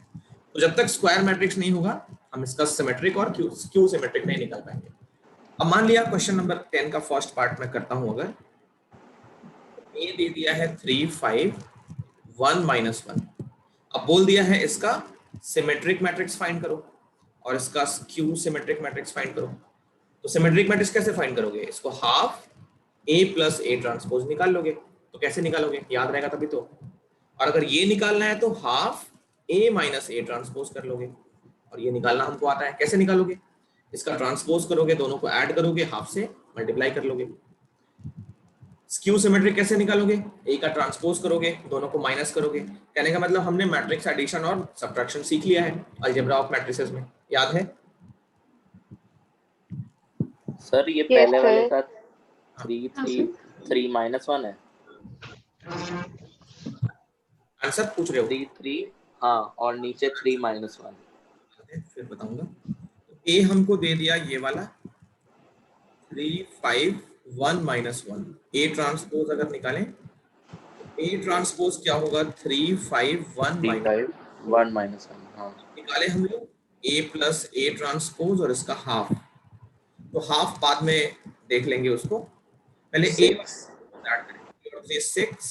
6 6 6 -2 6 और -2। अब हाँ हाफ सही है। 3 3 3 -1, ये हो गया कौन सा, सिमेट्रिक। सिमेट्रिक हो गया। इसका ट्रांसपोज निकाल के देख लो, यही मैट्रिक्स होगी। जैसे निकालें अगर 3 3 और फिर 3 -1, सेम आ गया देखो। तो कॉन्सेप्ट बिल्कुल पक्का है। ऐसे कर लोगे, बोलो क्वेश्चन नंबर 10 के सारे पार्ट्स। हाँ हो जाएंगे हो जाएगा सर. Very good. सर। वैसे सेम पार्ट भी तभी सारे करें ना प्रैक्टिस। बिल्कुल एनसीईआरटी के सारे क्वेश्चन जरूर करने हैं। देखो एनसीईआरटी के मैं बार बार बोल रहा हूँ, एनसीईआरटी तुम्हारे लिए बाइबल है। अगर तुम हिंदू हो तो मतलब गीता है, इससे बड़ी कोई चीज नहीं है। अगर तुम्हें बोर्ड्स सीबीएसई एनसीईआरटी सबसे बेस्ट है। उसके बाद अगर तुम्हारे में जान बच जाती है तब तुम्हें बाकी चीजें करनी है। बट ये तो एटलीस्ट वाली पार्ट है, एटलीस्ट वाली बात है। ये कम से कम करना ही है और कोई ऑप्शन नहीं है। तो सारे पार्ट्स एक बार तो जरूर करने हैं। ठीक है। और पहली बार करते वक्त ना मेरी पर्सनल सजेशन एक होती है, अगर तुम्हें अच्छा लगे तो फॉलो करना। मैं अपने टाइम पे क्या करता था, जैसे मान लो मैं पूरा एक्सरसाइज से क्वेश्चन सॉल्व कर रहा हूँ, ठीक है, तो मुझे इसमें सॉल्व करते हुए पता चला कि इसका थर्ड पार्ट थोड़ा सा मुझे मजा आया इन द सेंस पहली बार में नहीं हुआ, दूसरी बार में भी नहीं हुआ, तीसरी बार में मैं जाके हो पाया, या मैं एक बार में सारे हो गए, ये वाला मुझे सर से पूछना पड़ गया। तो इसको हाईलाइट कर लो, कोई भी अपना सिंबल बना लो। जैसे मैं इसके पी लिख लेता था, तो ऐसे बना लिया। अब जब रिवीजन के टाइम पे आऊंगा बोर्ड के 1 महीने पहले, तो जितने पी वाले हैं ना उन सबको जरूर करूंगा, बाकी सबको देख के आगे बढ़ जाऊंगा, इन सबको करूंगा। तो ऐसे क्या होगा, तुम्हारे हर एक एक्सरसाइज में, हर एक एग्जाम्पल में जहां जहां पी लिखा होगा उसको तुमको करना ही करना है, चाहे कितनी भी जल्दी में हो, कल ही पेपर हो तो भी क्या हुआ, हमको करना ही करना है। तो पूरे बुक में अगर मान लो 2000 क्वेश्चंस हैं, अब इतने भी बुरे बच्चे हम नहीं हैं कि 2000 में 1800 मेरे पी लिखे होंगे। 2000 में आई थिंक 100 या 200 होंगे पी वाले। जब रिवीजन के टाइम पे आएंगे 1800 क्वेश्चन तो मेरे ऑलरेडी प्रिपेयर्ड हैं, बस ये 200 करने हैं मुझे। तो जो काम बाकी बच्चे 4 दिन में करेंगे मेरा शायद 1 दिन में हो जाएगा, और मैं खेल कूद के भी आ जाऊंगा 1 दिन में बाकी टाइम पे। तो स्मार्ट कैलकुलेशन, स्मार्ट प्रिपरेशन करनी है। जा रही है बात? Yes sir. अगले 6 महीने हम यही सीखेंगे। चलें आगे। 11th-12th कर लेना, ऑब्जेक्टिव है 11th-12th कर लेना। अब मैं तुमको 3.4 के कॉन्सेप्ट समझा देता हूँ। 3.3 के सारे क्वेश्चंस कर लेना। अब मैं तुमको 3.4 में इन्वर्टिबल मैट्रिक्स और इनवर्स कैसे निकालते हैं वो समझा देता हूँ। सारे आई थिंक नहीं हो पाएंगे क्योंकि इतना ग्रेट टॉपिक को हम हाफ एन आवर में खत्म करके जल्दीबाजी में नहीं काम निपटाएंगे। हम ऐसे आराम आराम से चलेंगे, क्योंकि कॉन्सेप्ट हम मजे में सीखेंगे, क्वेश्चंस तुम्हें अपने स्किल दिखानी है, वहां पे पूरा अपना पावर दिखाना है। अब देखो 3.4 में क्या कॉन्सेप्ट है, सब रेडी हो? इसको ब्रेक तो Yes, नहीं, sir. 5 मिनट का पानी नहीं वानी सर, ब्रेक कहाँ सर, इतनी नहीं चाहिए जल्दी किसी को? ना ना। नहीं सर। चलो, बहुत बढ़िया। तो अब देखो नेक्स्ट टॉपिक 3.4 के लिए, इसका नाम है elementary operations.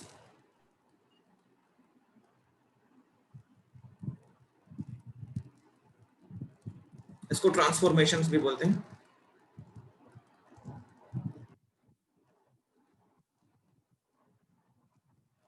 Of a matrix,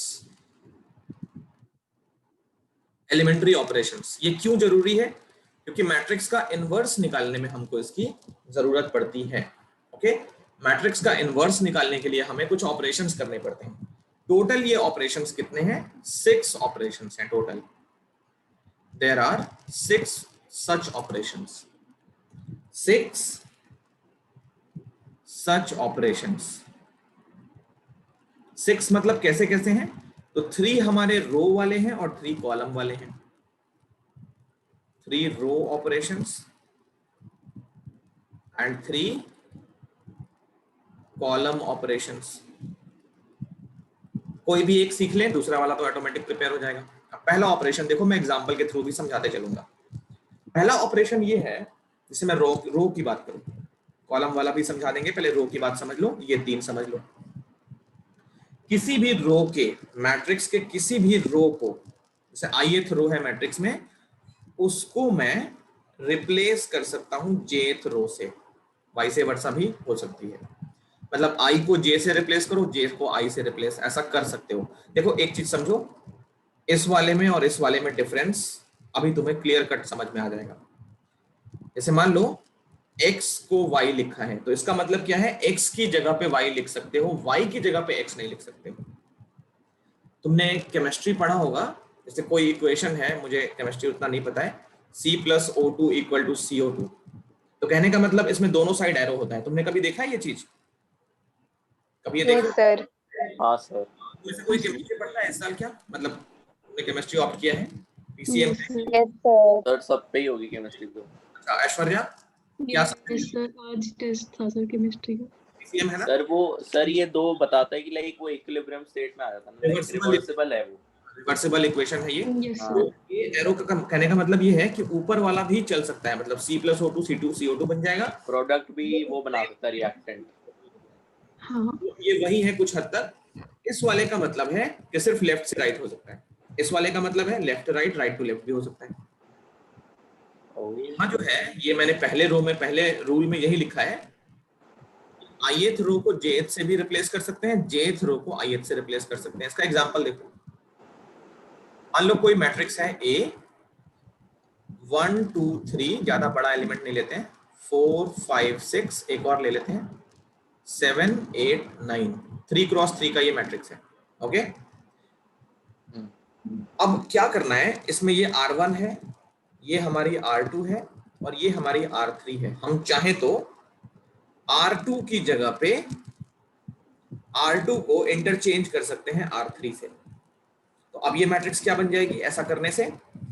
R2 को चेंज कर रहे हैं R3 से, मतलब R2 R3 को हम रिप्लेस कर रहे हैं, इंटरचेंज कर रहे हैं। ओके, ज्यादा बेटर है इंटरचेंज। 1 2 3, अब जो R3 होगी वो R2 की जगह पे आ जाएगी, 7 8 9, और ये वाला नीचे आ जाएगा 4 5 6। हाँ, दोनों मैट्रिक्स सेम नहीं होंगे, ये मत समझना कि ऑपरेशन लगाने के बाद जो मैट्रिक्स आती है दोनों सेम होते हैं, नहीं, बिल्कुल भी सेम नहीं होते, ये सेम बिल्कुल भी नहीं होंगे। ओके, तो ये ऑपरेशंस लगाने के बाद मैट्रिक्स जो होती है ना, वो बदल जाती है। ठीक है, ऑपरेशंस लगाने के बाद, जैसे मैं यहाँ लिख के देता हूँ, तुम लोग छोटी छोटी बातें नोट करते रहना। 2 मैट्रिसेस, कौन सी मैट्रिक्स? एक जो ऑपरेशन लगाने के पहले थी और दूसरा जो ऑपरेशन लगाने के बाद होती है। 2 matrices will not be the same after the transformation.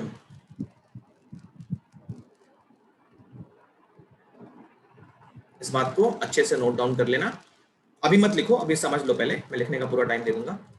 2 matrix same नहीं रहेगी अगर हम ऑपरेशंस लगाएं। जैसे देखो, ये वाली मैट्रिक्स, ये वाले मैट्रिक्स कहाँ सेम है? ऑपरेशंस लगाया ना हमने, एक रो ऑपरेशन लगाया ये वाला, तो पहली मैट्रिक्स तो ये है, दूसरी मैट्रिक्स ये है, सारे एलिमेंट्स कहाँ इक्वेट कर पाएंगे? दोनों मैट्रिक्स सेम नहीं रहेगी। नंबर 2 ऑपरेशन, सेकेंड ऑपरेशन में क्या करना है कि किसी भी रो की जगह पे, यहाँ पे दोनों साइड नहीं चल रहा है, देखो किसी भी रो की जगह पे हम कोई स्केलर नंबर और उसको किसी नंबर से मल्टीप्लाई, मतलब किसी भी रो को हम किसी स्केलर नंबर से मल्टीप्लाई कर सकते हैं जहां पे k जीरो नहीं हो सकता है। एग्जाम्पल, मान लो A हमारी कोई मैट्रिक्स है 1 2 3 4 5 6 7 8 9, तो इसमें मैं R1 की जगह पे 3R1 लिख सकता हूँ, R1 की जगह पे 3R1 लिख सकता हूँ। तो अब ये मैट्रिक्स क्या बन जाएगी, R1 की जगह पे देखो R1 को क्या लिखना है, 3 से मल्टीप्लाई कर देना है, मतलब R1 के सारे एलिमेंट्स को 3 से मल्टीप्लाई कर देना है। तो ये हो गया 3 6 और 9, बाकी सारे वही रहेंगे क्योंकि हमने उनमें कोई चेंजेस नहीं किए हैं। तो यहां पे भी देख लो ये वाली मैट्रिक्स और ये वाली मैट्रिक्स सेम नहीं है, समझ रहे हो। थर्ड ऑपरेशन ये होता है कि किसी भी रो की जगह पे मैं उस रो में कोई स्केलर नंबर से मल्टीप्लाई करके कोई दूसरी रो ऐड कर सकता हूँ। सर ये वाला रिवर्सिबल क्यों नहीं है, सेकंड और फर्स्ट वाला क्यों है? देखो एक बार में एक ही करोगे, ये वाला करोगे, उसके अगले स्टेप में तुमको अगर चाहिए तो वही बात करोगे। जैसे मान लो तुमको इक्वेशन सॉल्व कर रहे हो, तुमने 3 ऐड कर लिया और अगले ही लाइन में 3 माइनस कर लिया, क्या मतलब है इस चीज का, टाइम वेस्ट करना, स्टेप्स को बिना मतलब इंक्रीज करना हुआ है तो। हाँ जैसे इसमें तो ठीक है, ये तो ठीक है, इसको इससे और इसके इससे कर सकते हो, क्योंकि देखो इस वाले को इससे अगर कर दिया तो ये स्पेस तो खाली हो गई ना, वहां पे तो तो कुछ चाहिए। सर जैसे हमने ऐसे सिर्फ लिया, फर्स्ट वाले की बात करें तो R1 को RJ से रिप्लेस किया, लेकिन हमने R1 को रिप्लेस किया तो R1 की पोजीशन पे तो R1 रह सकता है ना।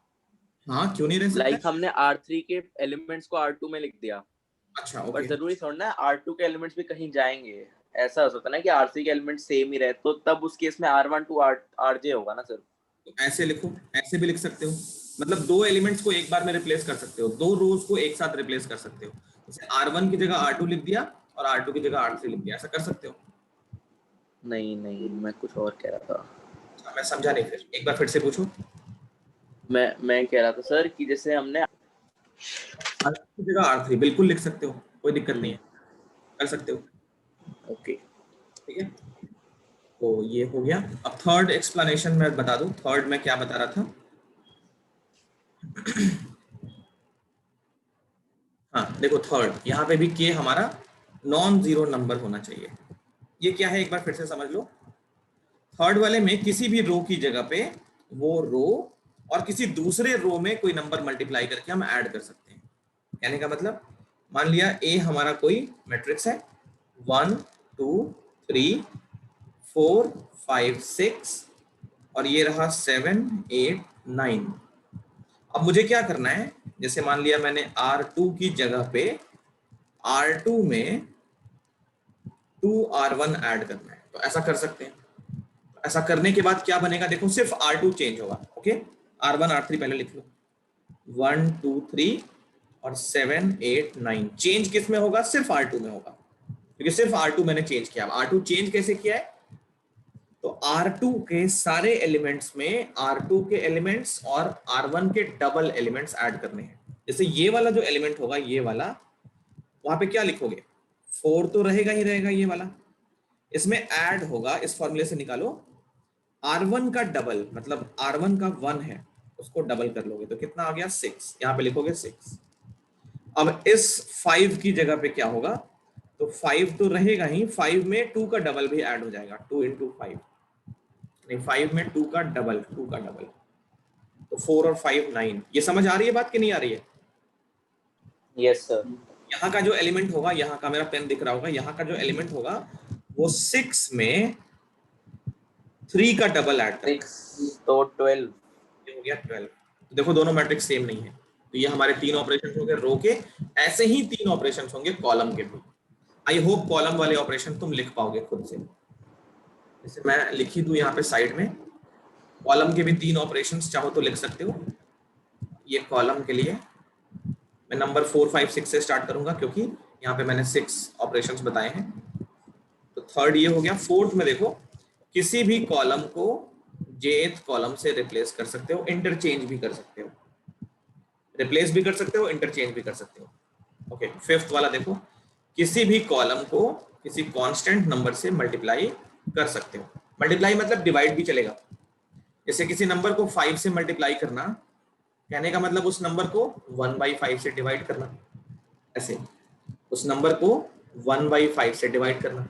या फिर किसी नंबर को अगर 5 से डिवाइड कर रहे हो, ऐसे देखो, किसी नंबर को 5 से डिवाइड करना मतलब उस नंबर को 1/5, 1.1/5 से मल्टीप्लाई कर दो। यहाँ पे मल्टीप्लाई ही नहीं डिवाइड भी कर सकते हो। और सिक्स्थ रूल में किसी ith कॉलम की जगह पे ith कॉलम प्लस कोई कांस्टेंट इनटू jth कॉलम, ये भी कर सकते हो।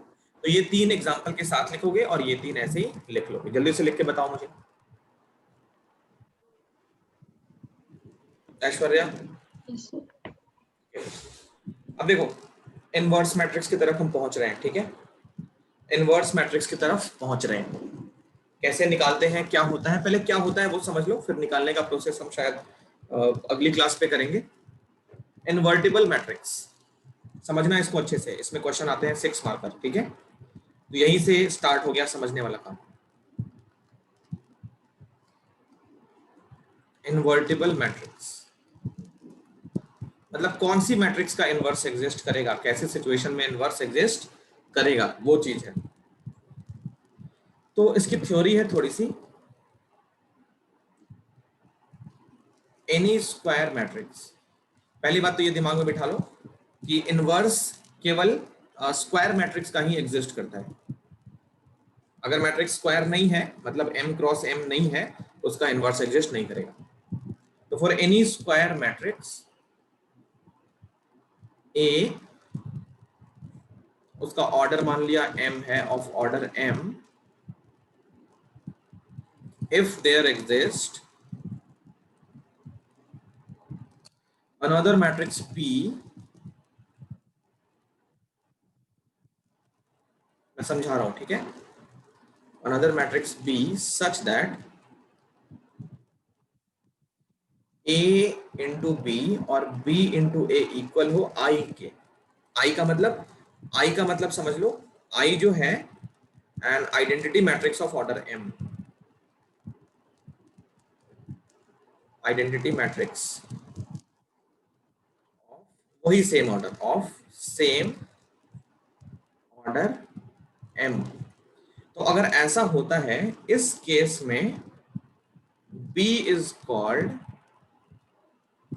inverse of matrix A and it is denoted by B equal to A का इनवर्स। ये है इनवर्स का मतलब। कहने का मतलब क्या क्या इंपॉर्टेंट पॉइंट्स हैं यहाँ पे। सबसे पहले matrix should be square matrix, उसका ऑर्डर m है। तो अगर इस मैट्रिक्स के लिए कोई ऐसी मैट्रिक्स एग्जिस्ट करती है B सच दैट उन दोनों मैट्रिक्सेस का जो मल्टीप्लिकेशन है वो I के इक्वल है। जैसे मान लिया ये कोई मैट्रिक्स है और मान लिया 3x3 का मैट्रिक्स है, और एक और दूसरी मैट्रिक्स भी है, वो भी 3x3 की ही है, B another matrix B of same order, another matrix B of same order, ये भी 3x3 की मैट्रिक्स है।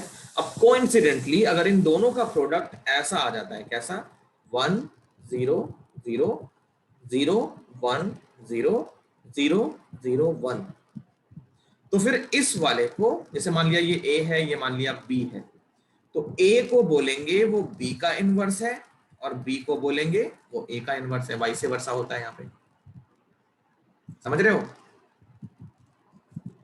ये बात क्लियर है कि नहीं, बोलो। Yes sir. अगर दो मैट्रिसेस का प्रोडक्ट जो है वो आइडेंटिटी मैट्रिक्स है, दोनों मैट्रिक्स सेम ऑर्डर के होनी चाहिए, अदरवाइज स्क्वायर मैट्रिक्स नहीं रहेगा फिर वो सेम ऑर्डर का।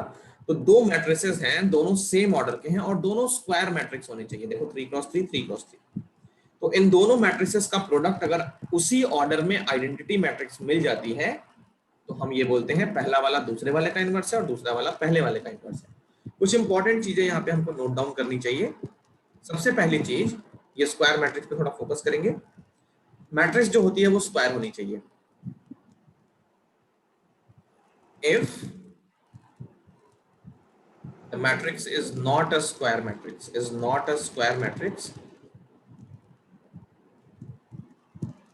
then its inverse will not exist. इसका इनवर्स एग्जिस्ट नहीं करेगा. Number 2, A B equal to I है.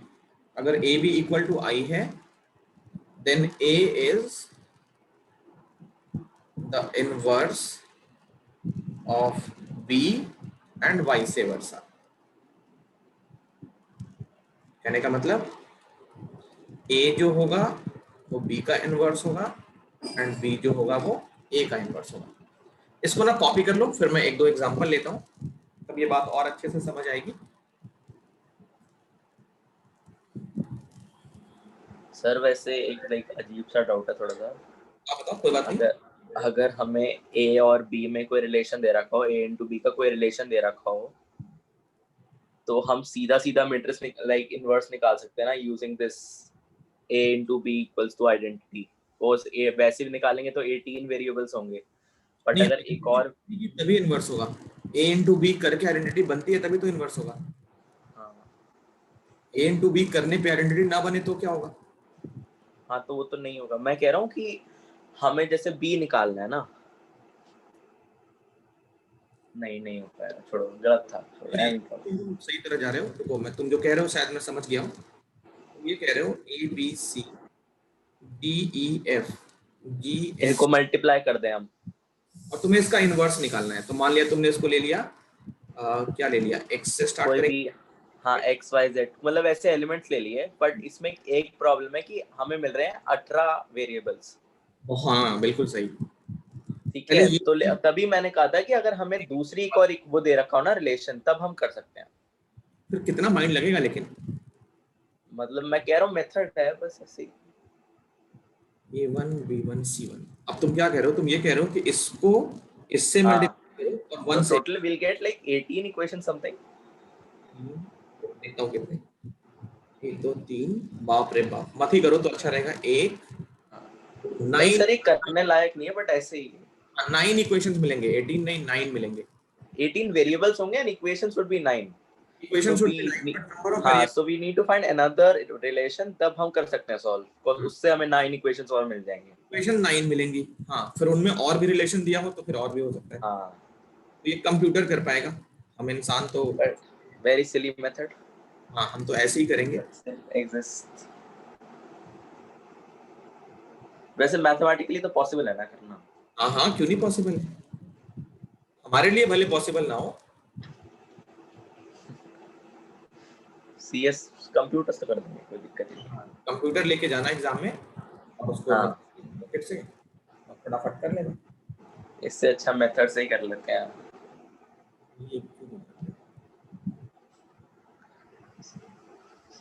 फिर CS के बच्चे कोड बना देंगे. हाँ, एक प्रोग्राम बना सकते हैं हम लोग. तो चलो बनाओ, फिर उसको बुक में छपवाना, हम वही फॉलो करेंगे अगले साल से. नहीं, फालतू में लंबे काम नहीं करते. ये कर लो, जल्दी कर लो. एक और 2 नंबरी क्वेश्चन हमको करना है. एक दो हो क्वेश्चन गया सर, ये तो आप वो कराओ. लिख लिया सबने? Yes sir. यस हाँ सर. सर, लिख लिया. तो एक दो और 2 मार्कर क्वेश्चन करते हैं. एनसीईआरटी थ्योरम 3 एनसीईआरटी है ये बिल्कुल. ओके, इसमें ये हमको प्रूफ करना है. प्रूव दैट, ये भी 2 मार्कर है. मैंने इसको क्वेश्चन बनाया है, वैसे थ्योरम में ये लिखा है inverse of a square matrix if exist is unique. तो हम ऐसे लिखेंगे prove that inverse of any square matrix. नहीं, एनी नहीं लिखेंगे, एनी का मतलब सबका एग्जिस्ट कर जाता है. Inverse of a square matrix bracket में इफ एग्जिस्ट. मैं पता है स्क्वायर मैट्रिक्स का भी इनवर्स एग्जिस्ट नहीं करता है. हाँ, क्यों? मैं वही पूछने वाला था कि सर ये कैसे पॉसिबल है, लाइक सबके लिए हो सकता होगा. नंबर 3 नोट करना मैं भूल गया था. अच्छा हुआ ये क्वेश्चन हमने कर लिया. देखो स्क्वायर मैट्रिक्स में इनवर्स क्यों नहीं एग्जिस्ट करेगा? तो कभी ऐसा होता है हमें रो और कॉलम ऑपरेशंस लगाने पड़ते हैं जो हम अगली क्लास में सीखेंगे। तो उसमें कभी ऐसा हो जाए कि सारी रो मतलब एक रो के सारे एलिमेंट्स अगर जीरो हो जाते हैं या एक कॉलम के सारे एलिमेंट्स अगर जीरो हो जाते हैं, बाकी कुछ भी रहे, तो इन मैट्रिसेस का इनवर्स एग्जिस्ट नहीं करता है। हम वहीं पे जाके रुक जाएंगे और बोलेंगे, जैसे मान लो जिस मैट्रिक्स को हम स्टार्ट कर रहे हैं ना इनवर्स निकालना, ऑपरेशंस या कॉलम ऑपरेशंस लगाते वक्त ऐसा सिचुएशन अगर हमको मिल जाता है जहां पे एक कोई भी रो, एक से अधिक रो भी हो जाए तो भी हम बोल देंगे खत्म हो गया, इसका इनवर्स नहीं निकलेगा। तो जब भी ऐसा हो कि एक रो के एटलीस्ट एक रो के सारे एलिमेंट जीरो या एक कॉलम के सारे एलिमेंट जीरो, तो ऐसी मैट्रिक्स का इनवर्स एग्जिस्ट नहीं करता है। सर क्यों? ये तो कैलकुलेशन में दिखेंगे, अच्छा, ठीक है, ये कैलकुलेशन में। अच्छा तो मैं तो थोड़ा बताता हूँ, अगर डिटर्मिनेंट्स पढ़े हो तो ए का इनवर्स बताओ कैसे निकलते हैं डिटर्मिनेंट्स के थ्रू। ऊपर क्या होता है, एडजॉइंट ऑफ ए छोड़ दो उसको, नीचे ये देखो ये होता है ना ऐसे, बहुत गहरी बात बता रहा हूँ मैं, ये होता है नीचे मॉडुलस ऑफ हाँ डिटर्मिनेंट। तो मैट्रिक्स में डिटर्मिनेंट्स में क्या डिफरेंस होता है? मैट्रिक्स अगर स्क्वायर है, मैट्रिक्स का कोई वैल्यू नहीं होता, like determinants you can like it's like magnitude for vectors, जैसे वेक्टर्स में मैग्नीट्यूड होता है वैसे। अगर इस मैट्रिक्स के एलिमेंट्स को मैं डिटर्मिनेंट्स में फिल कर दूं तो उसकी वैल्यू निकल जाएगी ना। तो इस इनवर्स निकालने का क्या तरीका होता है? ए का मॉडुलस नीचे होता है ना। अब अगर ये एलिमेंट्स हम डालें यहाँ पे तो बताओ उसका डिटर्मिनेंट कितना होगा? जीरो होगा। जीरो डाल सकते हो क्या यहाँ पे? ओ नहीं डाल सकते, नॉट डिफाइंड हो जाएगा, मैथ्स वुड बी इनकंसिस्टेंट। यही रीजन है, बट ये मैं आगे बताऊंगा, अभी तुमको इस पे फोकस नहीं करना है। अभी बस ये समझोगे, तुमने पूछा है ना क्यों नहीं करता है, तो उसका ये रीजन है। ठीक है, अगर इसके हम एलिमेंट्स को डिटर्मिनेंट्स में डालें तो क्या होता है, ये अगर एक रो या एक कॉलम जीरो हो जाए तो उस डिटर्मिनेंट की वैल्यू जीरो हो जाती है। अब ये हम नीचे नहीं डाल सकते यहाँ पे इनवर्स निकालने के लिए, इसीलिए इसका इनवर्स एग्जिस्ट नहीं करता है। ठीक। तो ये हम थ्योरम जल्दी से कर लें जो अभी कर रहे थे, ये सब डिटेल में पढ़ेंगे क्योंकि जल्दी जल्दी करके टॉपिक खराब नहीं करना है। तो अगली क्लास में हम इसको आराम से पढ़ेंगे, इनवर्स कैसे निकालते हैं और रो ऑपरेशन कॉलम ऑपरेशन लगाते कैसे हैं। इस थ्योरम को खत्म करते हैं। फिर थ्योरम 3 है, ये भी 2 मार्कर है। To prove that inverse of a matrix if exist तब is unique, किसी भी मैट्रिक्स का इनवर्स जो होता है वो यूनिक होता है, हमको प्रूव करना है। कैसे करोगे? बहुत ही सिंपल है, ये 2 मार्कर है। देखो सॉल्यूशन देखो, हम इसको प्रूव करेंगे, सॉल्यूशन नहीं है। मान लिया कोई मैट्रिक्स ए है, ए आई जे, और वो m क्रॉस m की है, कहने का मतलब अ square matrix, square matrix of order m, ठीक है। अब a का इनवर्स हमने b मान लिया और हमने ये भी कर लिया a का इनवर्स c है। हम क्या कर रहे हैं, कॉन्ट्राडिक्शन से थोड़ा सा काम चला रहे हैं। यूनिक प्रूफ करना है ना, हमने मान लिया a के इनवर्स 2 मैट्रिक्स हैं, एक b भी है और c भी है, मतलब b भी a का इनवर्स है और c भी a का इनवर्स है। तो अब हमको लास्ट में अगर b इक्वल टू c नहीं मिला, मतलब अगर हमने b इक्वल टू c कर लिया, फिर क्वेश्चन सॉल्व हो जाएगा। तो ये हमारे लिए 2 प्रूव हो गया। अब हमको b और c को एग्जैक्टली सेम करना पड़ेगा, तभी तो हम बोलेंगे कि इनवर्स सेम होता है, यूनिक होता है। यस और no? Yes sir. Yes, sir. Then we need to prove b equal to c, ये ध्यान रखना। चलो आगे, A B equal to B A, ये तो इनवर्स की डेफिनेशन है, दो मैट्रिक्स का प्रोडक्ट। मतलब ये अगर इनवर्स है, मान लिया हमने ए इनवर्स बी है, तो ए और बी को या बी और ए को मल्टीप्लाई करके आई होगा।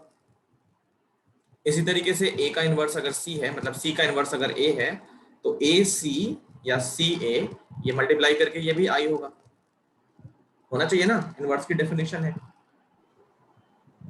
यस और no? Yes sir. Yes sir. B को क्या हम बी आई लिख सकते हैं?